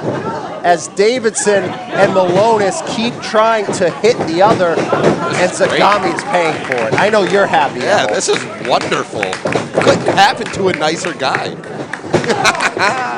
Oh, well, MLJ is very excited here to my left, and Cam Zagami is in not a very so excited state to my right, far right here in the broadcast booth. As Malonis and Davidson wanting a piece of each other and not able to get it. MLJ's happy. Oh, Malonis is not happy. Man, what a slap to mush. Davidson tries the upper gets caught by Malonis. And I think Malonis is the only person who could treat Davidson like that. Wow, and Danny Adams, he's looking to get him a piece. Makes a blind tag there, hits a big drop kick from the top, and he actually sends Malonis down. Yeah, he got Impressive. himself a big piece. Holds on to the suplex, rolls over, does Adams, and again. Speaking of Stokely Hathaway earlier, his own version of the Three Amigos here. Oh, and that time into the corner. He went the whole way diagonal with it. Absolutely. Zagami is just a punching bag for everyone here, apparently. Fine. They must have got the memo from you somehow. Springboard dropkick from Zagami into the power slam position. And Malonis slams Adams onto the apron. It's like the way you would take like a 50-pound, oh, hold on, like a 50-pound bag of concrete or something, dump it into the back of your dump truck. And now Malonis gets the tag. He is in. He has Adams in a good position. Great overhead belly-to-belly suplex. He took him almost the entire hypotenuse of the ring that time. Hypotenuse, good word, is Malonis in control here for his team, and he may have to be in control if they're going to get one up here and get the victory at Tournament for Tomorrow, Night 1, because Zagami has to be in a big, big struggle in the corner. Oh, yeah. I mean, it's going to take him quite a while to even be able to get breaths within his lungs. But he wants back in. Let's do it, baby. Let's do it, Sleazy. Here we go, double team. Malonis shoots Zagami straight down onto the sternum of Adams. Zagami has to hurry if he wants to cut the ring off there. He almost let Adams slip away. Shots to the breadbasket by Adams there. But not enough on them. Oh, he runs through, gets Brian Malonis off of the corner there, rolls through out of the clothesline, makes a tag. And here comes KLD. Couple of shoulder tackles. Tries the lariat. Oh, and he hits a spinning one on Zagami. Man, he moves incredibly well for a man of his size. I'm quite impressed by this squad here. Has him up. Sent it Up to the and shoulder. over. Up and over. Beautiful. Oh, big spear. Cover. Malonis breaks it up. And it was inevitable that these two would get a piece of each other. Oh, yeah. I mean, the last time we saw that power bomb that literally shook the room. Malonis, not the legal man. Kevin Quinn showing some leniency here, letting these two go. I think he wants to see it as much as we do. Oh, man. Big slap. Malonis might be out on his feet. Kojima rapid fire chops here. Blind tag from Adams. Headbutt. Oh, big lariat. That's a lot of weight hitting the mat, MLJ. Yeah, what would you say, about 750? At least. 800 pounds hitting the mat all at once? At the very least. Adams with the German suplex. KLD with one of his own. Just stacking them up. Now what are we going to see here? A twisting monkey flip. And Cam Zagami just got squashed in the corner. Adams with the cover. Zagami out.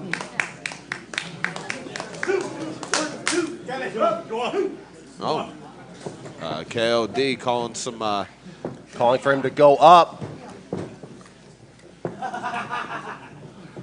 Calling for some action here. What are we going to see? A little bit of Doomsday Device action? Doomsday Device. Malonis quickly makes the save, sends KLD. Oh, a super kick. Quite limber. Adams crouched on the top rope. And Malonis Cam, you ready? asking Cam if he's ready. What are we going to see? Suplex. Zagami with the moonsault. And a victory. Malonis and Zagami get the win here at Tournament for Tomorrow, Night 1. Here are your winners advancing to the quarterfinals, the team of Cam Zagami and Brian Malonis. You know, that kind of bums me out twofold. Number one, Cam Zagami, his team won. And secondly, no new friends. I mean, they came all this way from Omaha, Nebraska. It was like 18 hours, best conditions possible. I'm quite sure that trip took a lot longer. And without stops. Yeah, and I mean, they came all this way to go out in the first round. It's quite unfortunate, but I mean, they looked very good in defeat, I'll have to say. And I would like to see them back here at Beyond Wrestling very soon. Maybe the travel just took the wind out of them, was too much for them to overcome. Cam Zagami and Brian Malonis moving on to the next round. We're going to have that tomorrow live on Powerbomb TV. We're also going to have Nick Gage and Josh Briggs, Karen Q and Skyler, amongst others. But let's go to Rich Palladino. The tournament for tomorrow, the TFT, the Tag fucking Tournament continues. For our fans watching at home, this is your next match. And up next, we're going to see Massage Force going up against the Shook Crew. Of course, the Shook Crew going to be flanked to ringside by Bobby Orlando. And, I got MLJ, DC going to jump in right now. What do you know about these Shook Crew guys? They're all kind of weird. They're pretty weird. Yeah. They're kind of obnoxious. To put it lightly. They make pretty good music videos. That is quite true. Max Caster, he's got what we say, he's got some bars. Yeah. He's pretty good. But you know what? I think that having Bobby Orlando in their corner is definitely going to be an intangible for them. I don't know any other teams that were in, today's tournament where they had a manager or a partner. I don't know. I think he's going to be a factor. I think Massage Force better be ready. You happen to be correct there. They are the first team to come out here flanked with, a buddy of theirs. It's going to be very interesting to see what the reception is here at the Wrestle Factory. As the Shook Crew make their way to the ring. Yeah, so far met with a chorus of boos. Of course, we appreciate everybody watching youtube.com/Beyond Wrestling. Obviously, for copyright issues, not able to bring you the entrances. You should definitely check out Powerbomb TV for the full edit. We're here!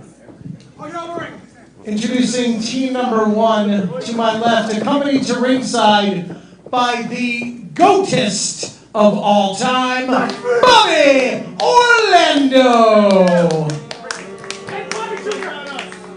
He represents at a total combined weight of 600 pounds. 600 pounds! Please welcome Bryce Donovan and the tweener Max Caster, the Shook Crew.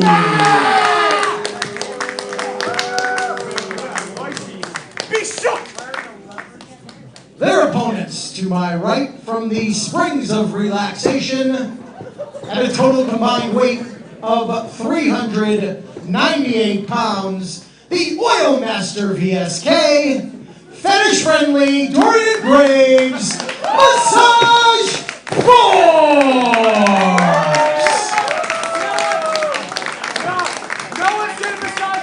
Massage Force, formerly Massage, well, you know what? Oh, I didn't wait for the bell, but they got a cease and desist from the organization they were named previously. It was the abbreviation for Nevada, for all I know. We don't know, but what I do know is that the Shook Crews ambushed these guys, and I don't think that was the right move for Chris Bangos to call for the bell. These guys are laying out. That was a bad call from the rookie official right here. Maybe he's on the take. Maybe he's one of these Shook. Oh, he's shook. Hashtag be shook. Hashtag TFT Night 1. Thank you for everybody joining us for free at youtube.com/Beyond Wrestling Night 2. It's going to come exclusively Powerbomb TV. Sign up using promo code Beyond. One of these teams will advance to tomorrow night. And the Shook Crew working on Dorian Graves. I'm not so sure if he's friendly with that fetish, that particular one. Yeah, getting slammed on your back. Yeah. I mean, some people like Realign your spine. But we see the tweener Max Caster. This is somebody that, I think he has a ton of potential.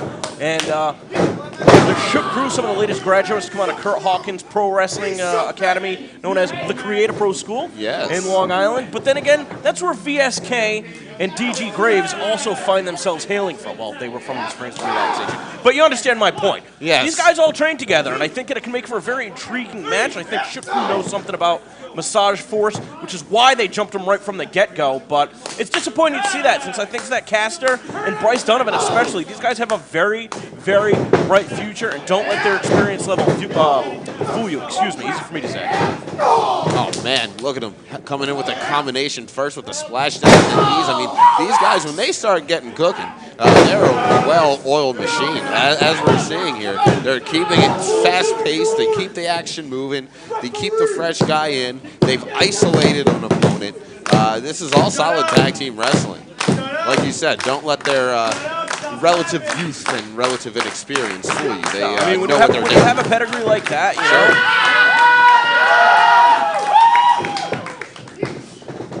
The massage not too effective from DG Graves. He gets the boot up. Max Caster rocked in the corner, looking to elevate himself on that second rope as DG Graves, Tornado DDT, finds the mark. Yeah, Caster landed awkwardly.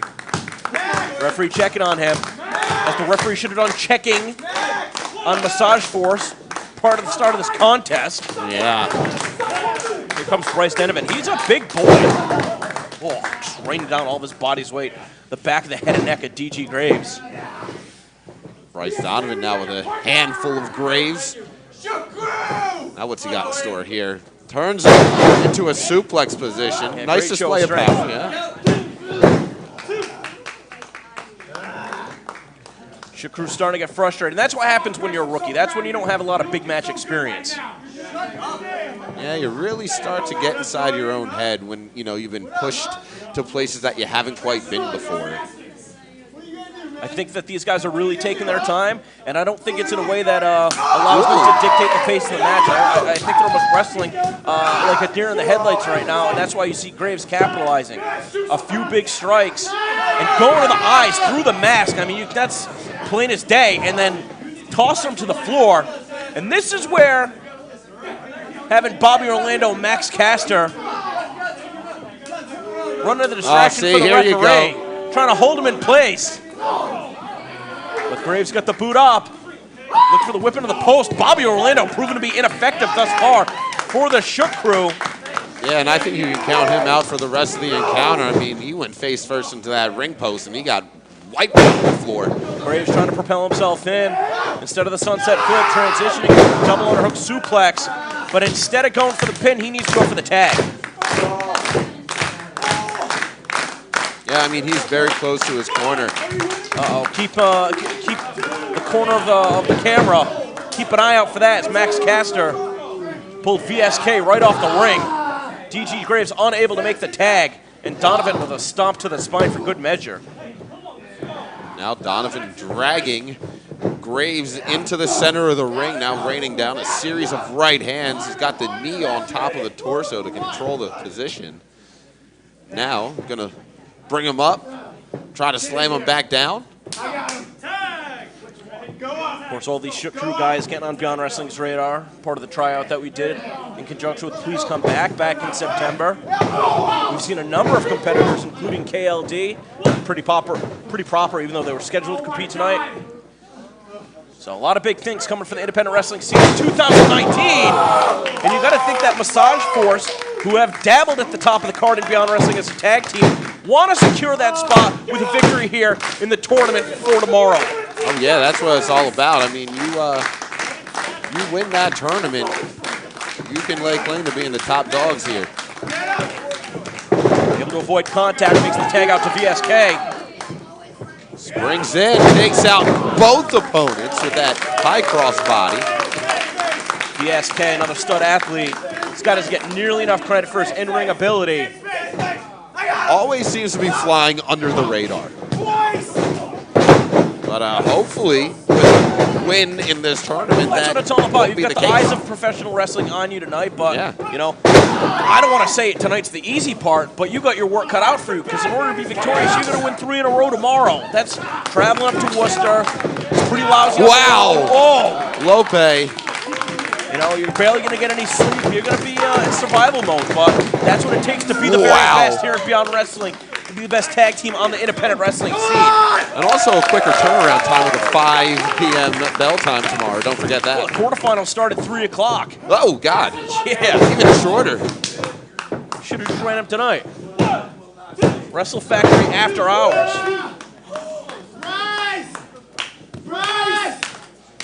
Calling for Bryce Donovan is Bobby Orlando. This guy's something else. Certainly providing a distraction earlier on. Let's see if Shukru has something else planned. Oh, Caster just eating that European uppercut. Oh, man, talk about eating something. That boot went right into his mouth. Caught him with the stunner. Right into the waiting arms of VSK, trying to apply that full Nelson.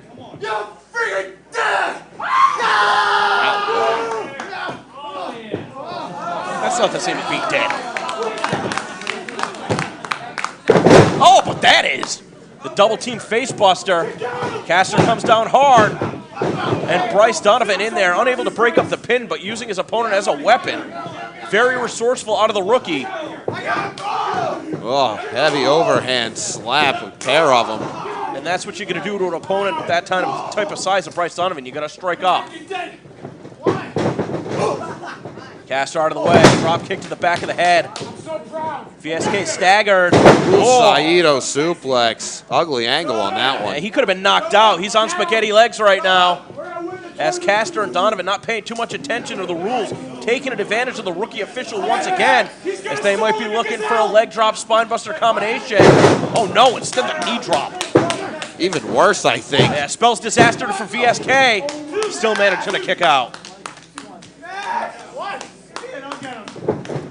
These guys are kind of like whiny. They're kind of like, what, the whining? Yeah, they're like whining. Like, that's not a great attribute of like a tough professional wrestler. Not really somebody I can get behind. I was going to say, oh, wait a second here. Inside cradle. And now look at that. Bobby Orlando rolling Donovan around and just a second away. Imagine Shook Crew advancing over Massage Force, who have to be one of the favorite teams here in the tournament for tomorrow. And looks like VSK is knocked out in his corner, but unfortunately, Oh, Johnny Cockstrong not scheduled to be here tonight, but one of the partners in the Pullet Club.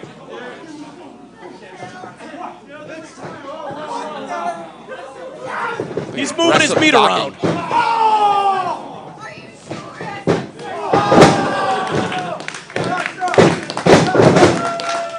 Gonna put him in the tights. We're gonna see the pile driver. Could this be the end of Bobby Orlando?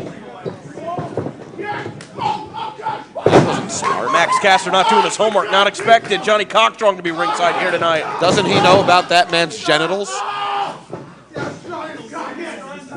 Bryce Donovan. Oh, turning Cockstrong inside out. I got him. Max, cigarettes, I got him. Caught VSK out of midair. Another great show of strength. Oh, wow. Flipping him inside out. Bad landing. VSK might be out. Shook Crew advances. No.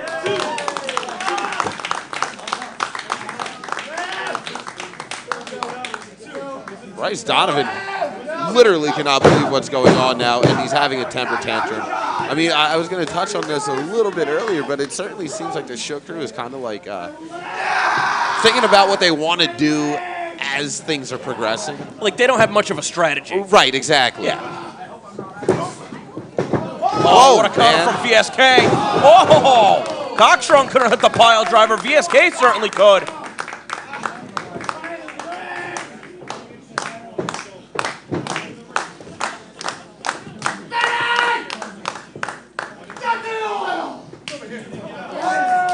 TG Graves calling for the oil, making VSK walk all the way across the ring for it. He's going to be looking to build up a head of steam.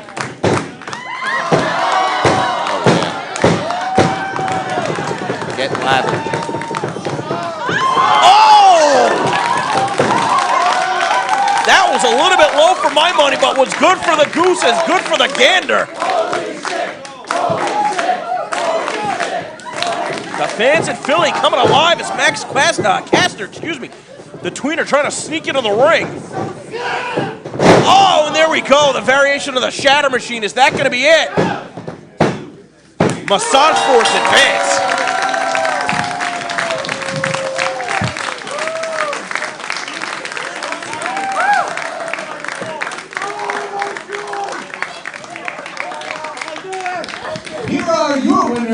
Advancing to the quarterfinals, Dorian Graves and VSK Massage Force! Very, very hard-fought victory that time out of Massage Force. I mean, the Shook crew, you know, they trying to put things together down the finishing stretch of the match, but it didn't seem like they had a cohesive strategy once they got that far along in the match, and they kind of fell apart. Massage Force using their tag team longevity and experience to their advantage this time. They're advancing to tomorrow, the quarterfinals, and potentially beyond. At Beyond's TFT, night 2. Paul Crockett back here. I disappeared, and all of a sudden DC was here, so... Yeah, that happens. Yeah, it does happen. He is very sneaky. But a big win for Massage Force. They are on to the next round. Let's see what Rich Palladino has to say. 2 more opening round matches in the tournament. Again, the quarterfinals, semifinals, and finals tomorrow. From Worcester, Massachusetts, as we present tournament for tomorrow, night 2. But for you folks watching at home, this is what's coming up next. This is a match that has been in the making for many, many years. Somehow, it has not come across for Beyond Wrestling, but tonight it is here, and this could be the most ferocious opening round contest we have, Emil. Yeah, you know, it's funny. As soon as I saw the match graphic for this, my jaw hurt, and I felt like I had a pounding headache just by looking at the graphic. And Absolutely. I can only imagine that's the feeling that all 4 of these individuals are going to have. But it's going to be amplified by about 50 or 100 times. Just a rough estimate. You aren't kidding. We have not seen the Hooligans in action since earlier this year, but they are back, and they are back in a big way, and they do not have an easy task ahead of them, as they have 2 men who very well could be the aces of the Beyond Wrestling Tag Team Division in Doom Patrol.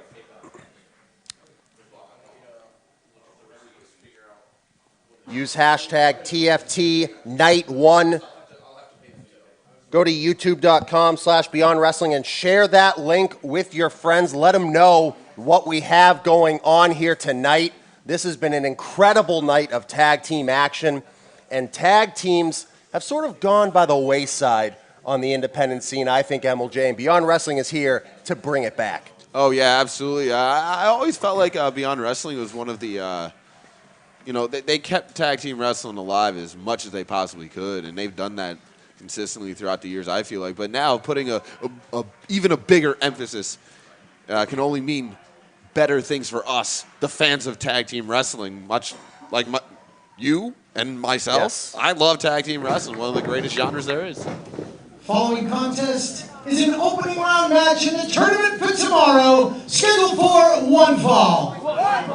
Introducing team number 1 to my left, from Brutalsville, USA, total combined weight of 502 pounds, Devin Cutter, Mason Cutter, the Hooligans!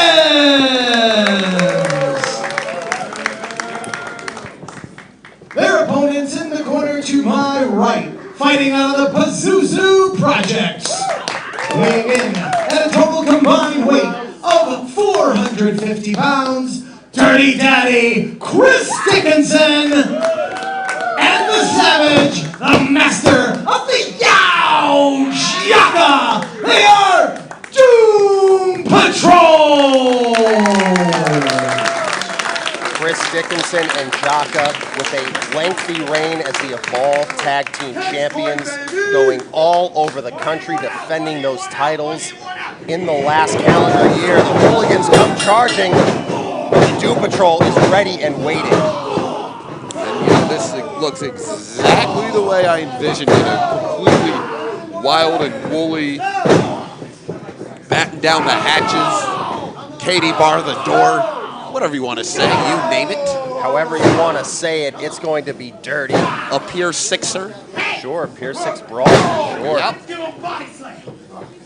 Oh, calling for a body slam, and looks like they're going to do it in stereo here. They tried, but in stereo, the Hooligans out, and a stereo body slam almost from the Hooligans there, turning the tables on Doom Patrol early. And now making a Doom Patrol pile. Oh, big tumbling moonsault, ends up into a senton, getting full rotation there. I'll tell you, those are some big boys to be pulling out moves like that. Absolutely. That's Mason in the ring with Jaka. Devin on the outside. Devin trying to rake the eyes of Chris Dickinson out of his body. Vicious stuff from the Hooligans here early. Oh, right to the trash can they're going. I mean, they're fighting all over the Wrestle Factory here. I mean, if any match on tonight's card had the Potential yes, to do so, this is definitely at the top of the list. yes. Calling for the death trap here on the floor. Oh, They no. hit this. It's gonna be devastating. Devin saving himself, saving quite possibly some years on his career. Ugh. As he posts Dickinson, but runs into a super kick from the savage Jaka. Springs in and 2 feet right to the face, but Mason says, no, sir. And the master of the Yow picking him apart with fists and now trying to wrench the knee off. Yeah, and then driving those knees into the spine for good measure. Stomping down, now pressing down with the foot. Grabs control of the wrist. Dickinson on the floor with a suplex onto Devin Cutter. Yeah, I had no idea those guys were out there, let alone in suplex position. And now this is going to be good for the Doom Patrol because Devin Cutter, he's all but incapacitated. Spinning back kick, that hard body karate that Dickinson is known for. Put into action there, and again. Leaping, rolling soul butts. Jaka one from Dickinson. Easy for you to say. I try. Here's him over. Snapmare. Oh! And a big kick to the back of the head. 1 count only, though. The Hooligans are crazy. Yeah, absolutely. I mean, I was going to say Chris Dickinson is like he's like trying to concuss a man by kicking him right behind the head like that. But I understand how hard it is to concuss somebody like the Hooligans. Just look at them. It's like trying to concuss a Samoan. Yeah. Almost impossible to do. Big suplex. Makes the cover.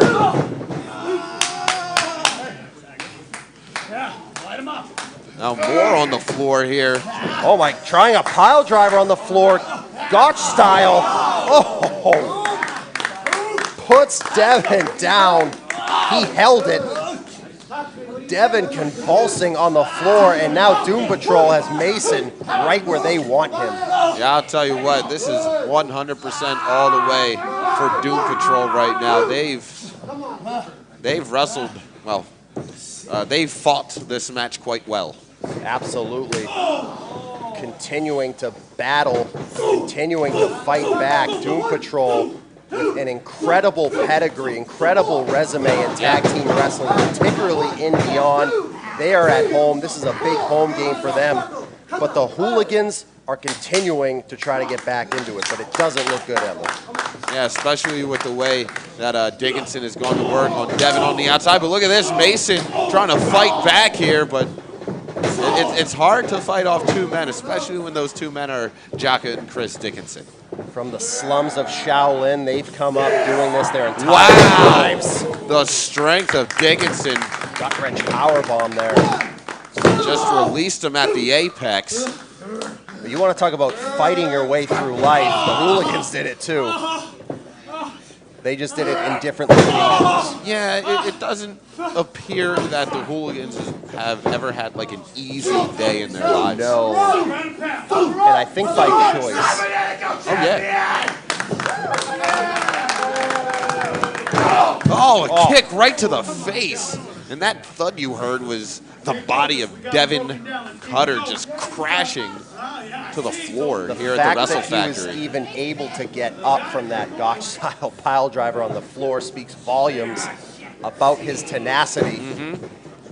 But no matter how tenacious you are, there's only so much you can take, and Dickinson trying to finish the job here, but Mason gets out. Unfortunately, he has no one to tag to.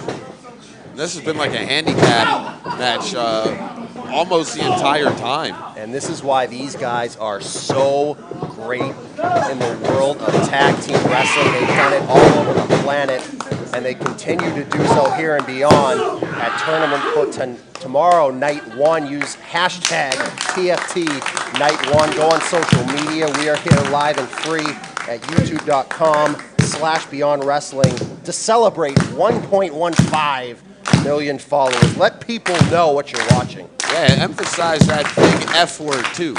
Free. Free. Yeah. That's that big four-letter F word that everybody loves. Free. Absolutely. As Dickinson and Jaka continue to pick away at Mason Cutter, they're looking for that big and look at this. death blow. And meanwhile, on the outside, Jaka. Devin showing some life, back body drop. Yeah, Jaka was trying to pick up where Dickinson left off on the outside, but that is not working for Doom Patrol. And he makes the tag. Devin Cutter up top. Hits him with the chop. Not the prettiest of moves, but effective nonetheless. Double chop. And the punch combo from the hooligans. Running wild here on the Dirty Daddy. Oh, running knee. Followed by the cannonball. These brothers are just bruising Chris Dickinson right now with everything that they've unleashed, but there's Jaka making the save at the very last second for this all-important opening round contest. These guys know exactly what's on the line, and they're going to do everything they can to move on. I mean, if this is about proving tag team superiority and Beyond Wrestling, you got to believe that Doom Patrol is going to do everything they can to make sure that their name is after TFT champs. These guys. Yes. They want to join the ranks of That's Team Tremendous, the Hit Squad, Biff Busick, and Drew Gulak. They want to join that prestigious list of tag teams in the history of Beyond. Spinning chop and a super kick. What will the Savage follow it up with? Running knee. I think Devin could be out. No. 2 count only, and Jaka has to be frustrated, Emil. Yeah, you can see he's pounding the mat. He's looking around. He's thinking, okay, time to reach even deeper into the bag of tricks, deeper into the arsenal. Now we have another exchange here. Doom Patrol with complete control over Devin Cutter at this point in time. Double shoulder block. Yes. In stereo for us there. As now Devin Cutter reeling as his partner Mason Cutter was earlier. And this is a relentless attack from Doom Patrol. Double underhook, suplex. Oh, Mason making the save at the last second.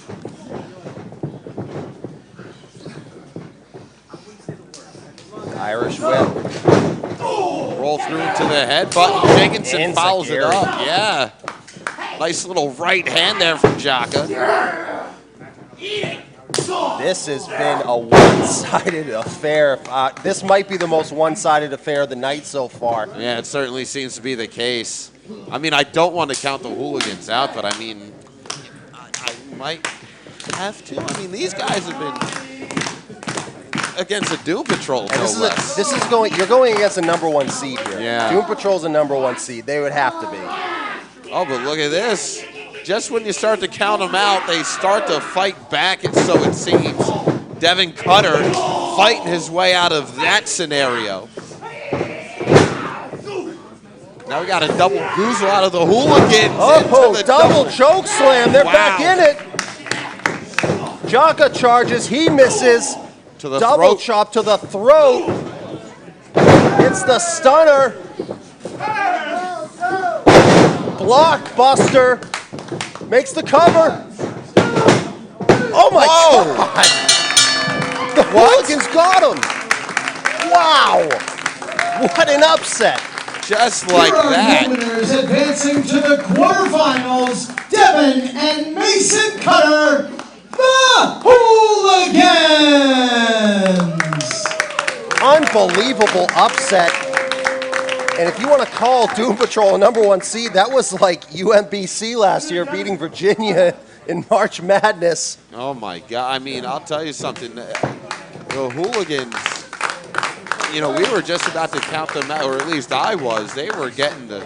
I'll be honest, know I what counted them. kicked out of I them. counted them out. I'll be honest, it was so Yeah. one-sided. And then all of a sudden they hit the right flurry of moves. And just like that, 1, 2, 3, that's all it takes in the sport of professional wrestling. And now they move on to tomorrow. Great stuff. Good people of Philadelphia, give yourselves a round of applause. You guys have been a great crowd tonight. Give yourselves a big round of applause. This is our third or fourth time down here this year. We really, really enjoyed performing in front of you guys. Did you enjoy the tag team tournament for tomorrow? For everybody watching at home, round 2, the quarterfinals, then the semifinals and the finals, all take place tomorrow in Worcester, Massachusetts, TFT Night 2. We started with 16 teams. Tomorrow, the top 8 will compete in Worcester. Advancing are the Beaver Boys, Team Fist, Milk Chocolate, the Viking War Party, Ryan Malonis and Cam Zagami, Massage Force, and the Hooligans. And the winners of the next match will round out the field of 8 for the quarterfinal round tomorrow. To all of our fans watching at home right now, if we could, I'd like to thank every one of you 1.15 million YouTube subscribers. Thank you so much for making Beyond Wrestling the most watched independent wrestling company in the world. So we thank you very much. And for you folks watching at home, this is what's coming up next.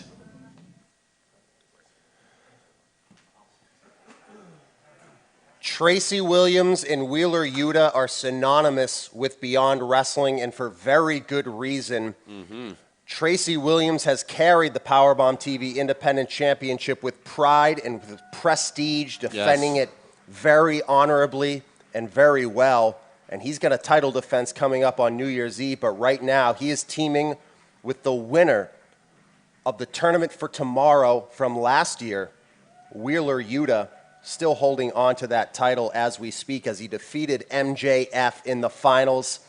But they are meeting Sadkampf, Dominic Guarini and Kevin Koo.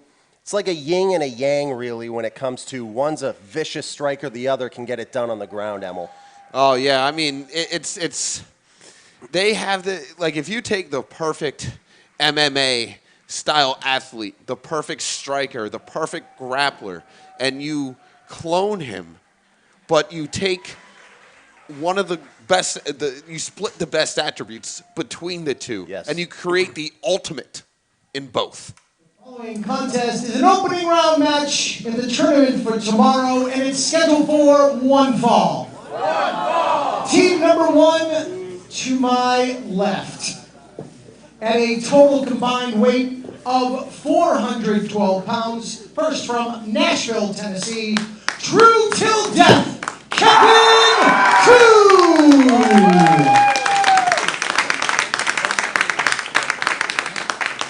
His tag team partner from Cleveland, Ohio, he is the Bone Collector, Dominic Guarini, and they are Sad Kampf. Of course, Dominic Guarini. Their opponents, to my right, total combined weight 377 pounds. First from Silicon Valley, California, Wheeler, Utah.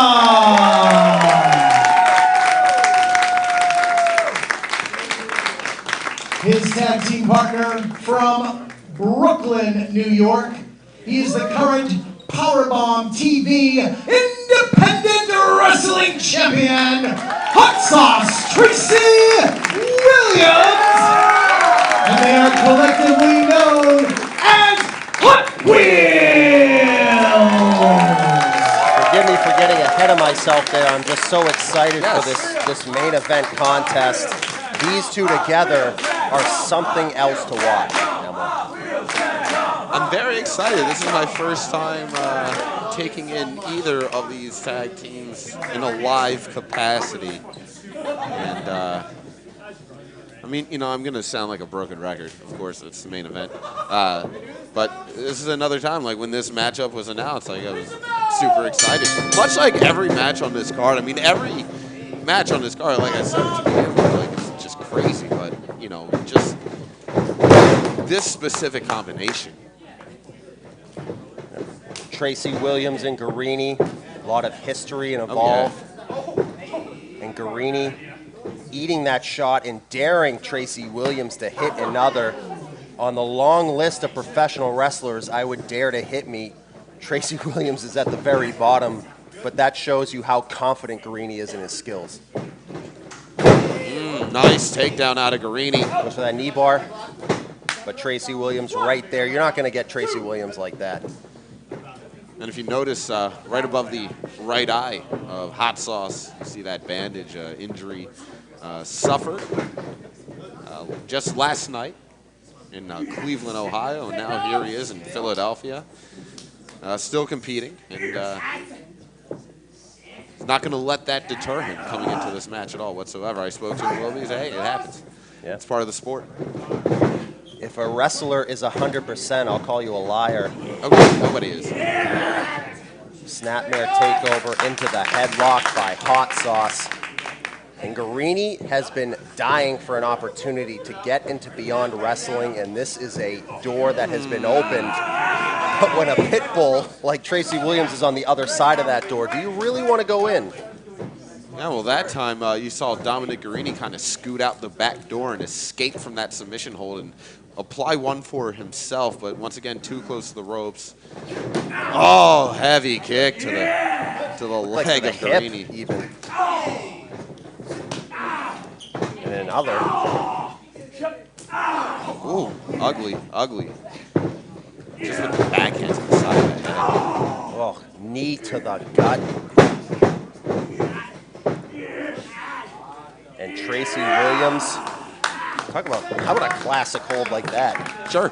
Abdominal stretch here, and I'm not going to really get a chance to talk about it because Kevin Koo came in there. And that was a crisp high kick. That was effortless by Koo.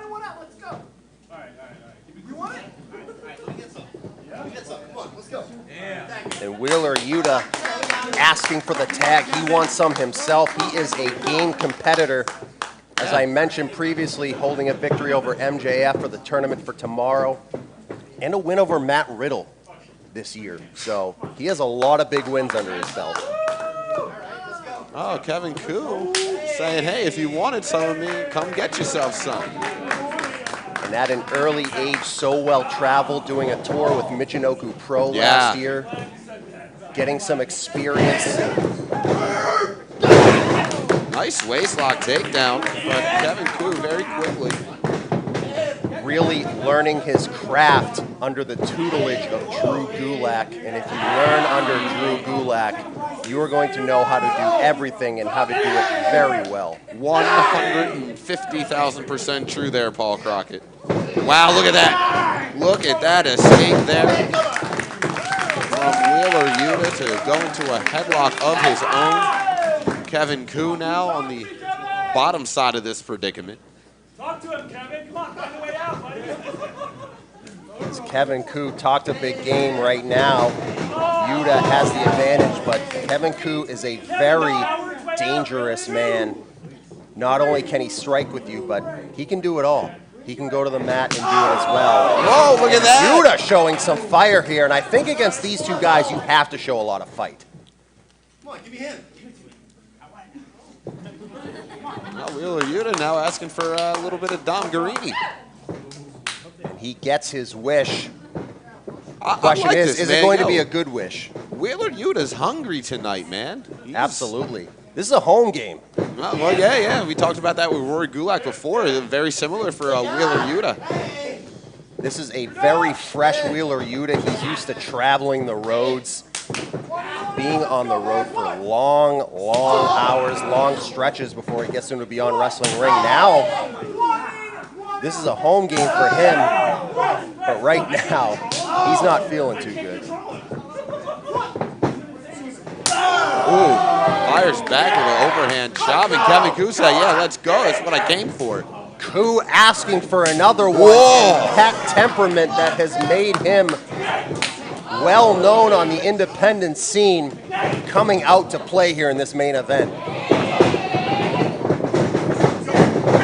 At some point, this might just have to be turned into tornado rules. Oh, yeah. Oh, this man. is wild. This is just a fight. And now a scrum on the mat between Hot Sauce and Guarini. Yeah, it's scrap time. Absolutely. Oh, man. Tracy Williams on the outside. He's fired up. In Guarini's guard on the floor. Koo stalling on that gut wrench. Oh, Guarini with the kick, tosses him over, makes the cover. Count only. What a night of tag team action it's been here at the Wrestle Factory. Thank you so much to Chikara for hosting us as Kevin Koo kicks Yuta in the spine. It was like trying to kick a damn field goal that time. Here at the Wrestle Factory in Philadelphia. Hashtag TFT Night 1. Let us know what you think. Right now, Yuta thinks, I need to get out of this alive as he fires back. And Guarini, with some chops of his own, keeps Yuta down. Oh, vicious.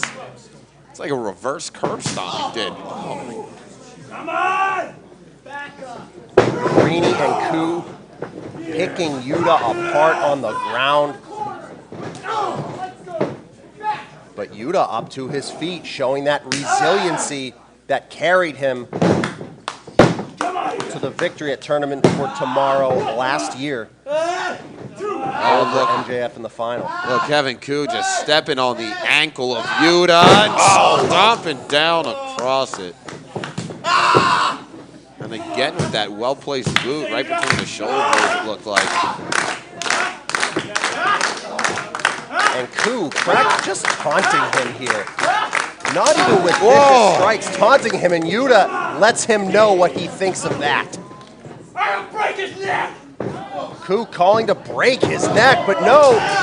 Nice Yuta rolls tag. into the tag. Good. Hot Sauce, the Powerbomb TV Independent Champion, on a roll here with chops to Koo. He is fired up, Emil. Now he brings him into position. Looks like he's looking for a vertical suplex, but Kevin Koo with a few right hands into the gut. Digging that fist. Yeah, right into the pelvis, it looked like. Wow.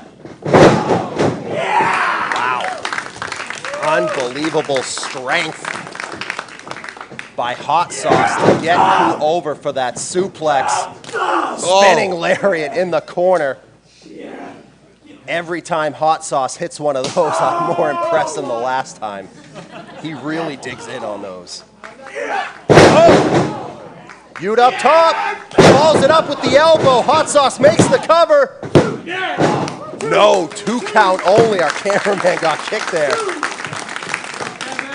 Dangerous work at ringside. as Hot Sauce and Wheeler Yuta are back in this one.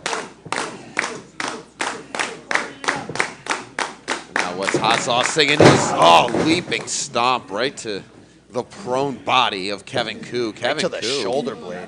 Yeah. And now the tables are turned. Koo was taunting earlier, now Hot Sauce taunting Koo.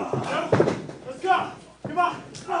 And now we're going to get into a measuring contest, to say the least. Yes. Oh, look at this. Tracy Williams just knocking him down with that final shot here. Forearm across the chin, but Kevin Koo able to get that left shoulder up off of the mat. And not only does Hot Sauce have that cut above his eye, but he has that shoulder brace as well, so he's nursing a number of injuries.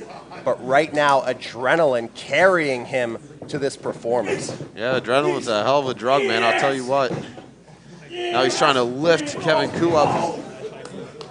For whether it be a powerbomb or a pile driver, we'll never know. Kevin Koo was able to drive Hot Sauce back into the corner.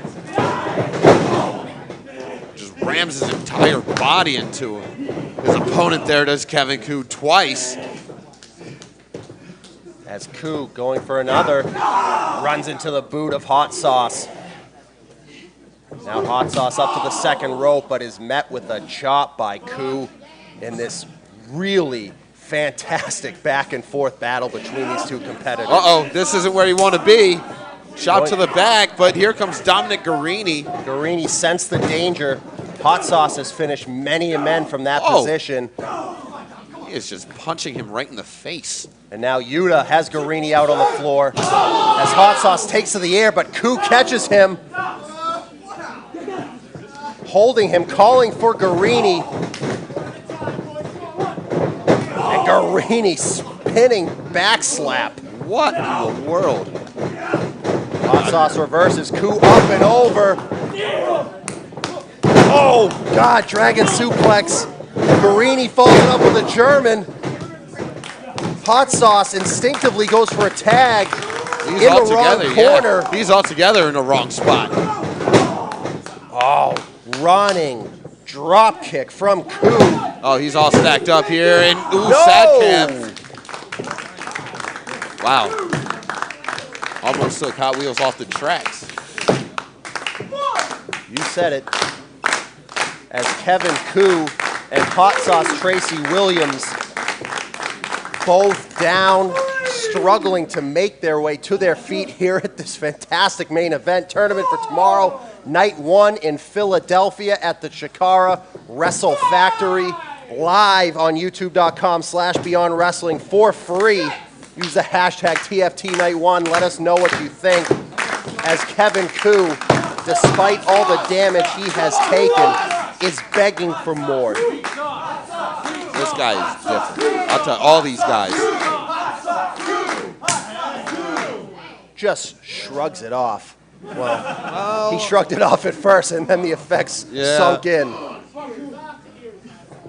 Oh! Hits one of his own. Trying for a suplex.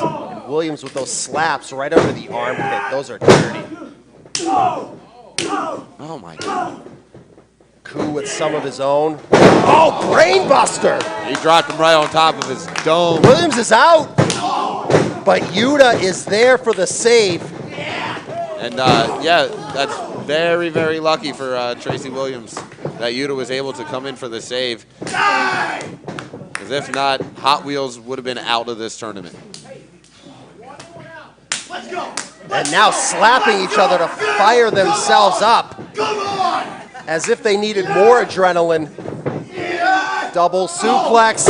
No, Koo fights out of it. Chop and slap combos. You're doing the right thing covering up. Williams with the knee, Yuta with the boot. Inzagiri. Dive to the floor. Williams has him up in the fireman's carry. Death Valley driver. No! Koo gets the shoulder up. Unbelievable that he was able to get the shoulder up at the very last second following that Death Valley driver. He came down on his neck, Emil. Yeah, he did. It's almost like the nature of the pinfall attempt is what brought the shoulder of Kevin Koo up almost, or at least it helped. Wasn't the cleanest pinfall attempt, but man, I'll tell you what, I can't believe that Kevin Koo had the wherewithal to even realize that he could get that shoulder up. Yuta with the face wash to Koo, and I think that was like smelling salts. Koo is up and he wants more. He said, kick me right here. What a maniac. Asking for more after everything that just occurred. Now spitting at Yuta, daring him to come on. Does he even care about the win? I think he just wants to show how tough he is at this point. But showing that he wants to show how tough he is and win, as he just luckily fell into the blind tag there. Guarini catches Yuta. Oh, rear naked. Rear naked. He has him in the middle of the ring. Guarini's shoulders were down. He was aware of it, rolled out. He has the rear naked choke, throwing those kicks in as well. He is begging, pleading Hot Sauce to come in. And Hot Sauce just picking his spot. Williams with another kick, but Guarini refuses to let go of the hold. Third time, not letting go. Koo is in, runs into two chops to the neck and a third. But Yuta's still in this rear naked. Absolutely. Oh, God. Teardrop suplex onto Guarini's back. What a way to break up a submission hold-up. Yeah, but hopefully that didn't do too much damage to Yuta, who was underneath all of that. In a rear naked choke, I mean...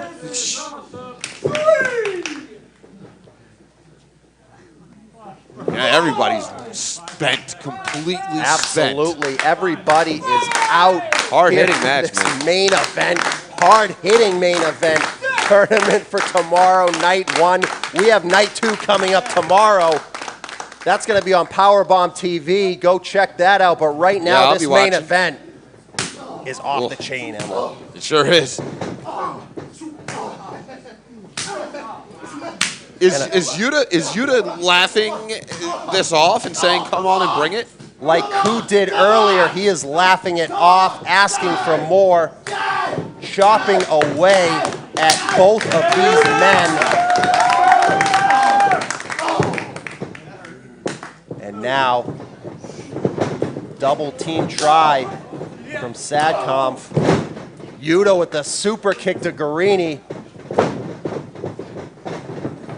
Yuta goes up and over, at least tries, gets caught in the electric chair position. Oh, right into a jumping knee. Guarini follows it up with a jumping pile driver. Rolls in to a Dr. Bomb onto the backcracker combo. Yeah. No, Yuta had the rope and Williams had the save anyway, as all four men are down. Wild, hard-hitting main event here, live and for free on YouTube.com/Beyond Wrestling. Hot Wheels and Sadconf getting after it. Who else treats y'all better than Beyond Wrestling, huh? Giving this away for free, huh? Absolutely. Wow.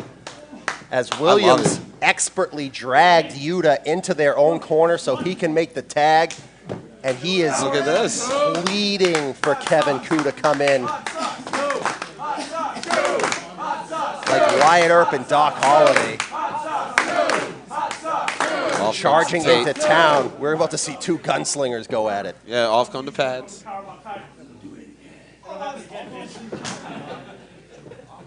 Hot Sauce will be your Huckleberry when it comes to chops. These two going back and forth. I say this is 2-0 Hot Sauce right now. Don't count Koo out of this quite yet. Oh, he graduated. Forearm. And Koo perhaps fighting a losing battle, but not going to give up quite yet. Rapid fire slaps to the face.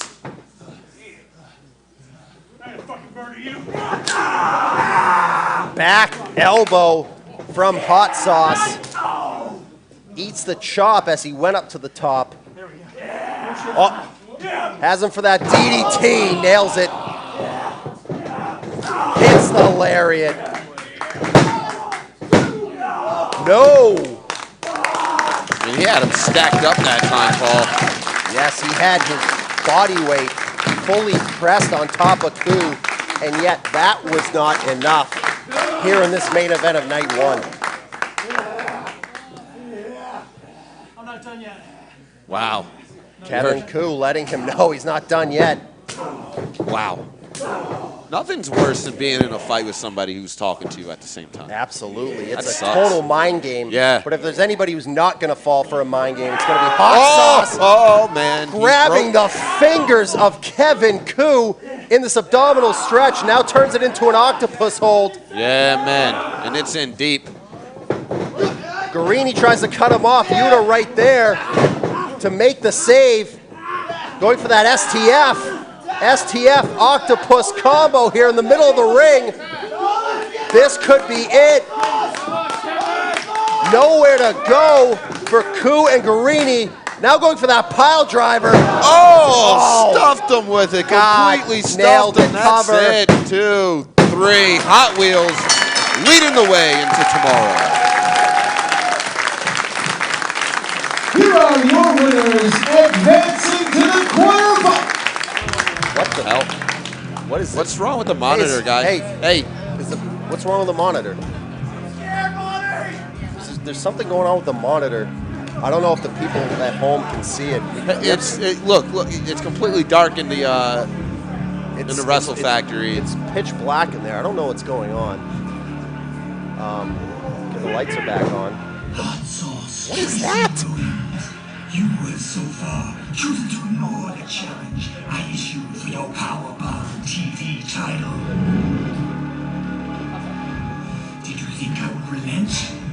Did you think if you did not answer me that I would cease to call on you? Are we live right now?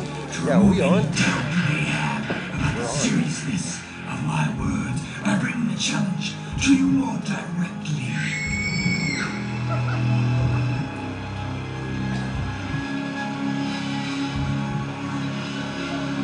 I don't know what's going on here. Hey. What? Know this, Williams. Reach Nazmau is with you like the stench of a rotting corpse in your own house. Hide it from sight. Pretend it does not exist. It will remind you every waking moment that it is there. Continue to deny it, and becomes a nightmare from which you will never wake up.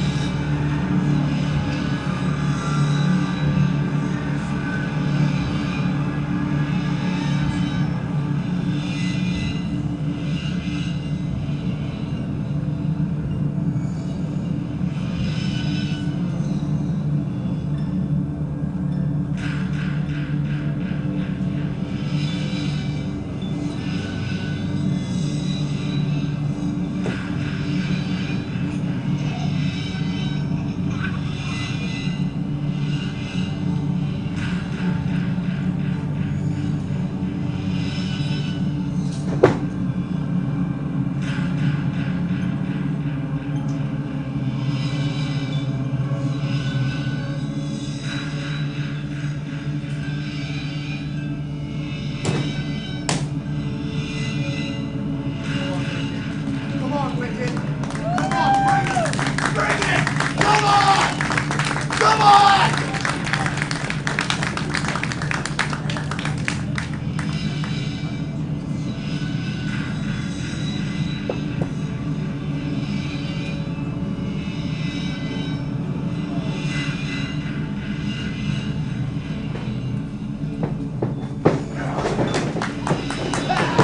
What the hell is going on? We have pandemonium in the ring. Hello Wicked was down here at ringside making it, but which one's which? Making a challenge, which I believe was accepted, and now we just have a... And these two are getting picked apart. Oh, God. It's just a myriad of these cloaked figures. This is disturbing. So we need to get someone out here to help him. I don't know what's going on. He is digging into his eyes. Jesus. God almighty. Just listen to that. Oh, God. Oh, come on. Going after that. Someone help him. He's going after the injury he suffered last night.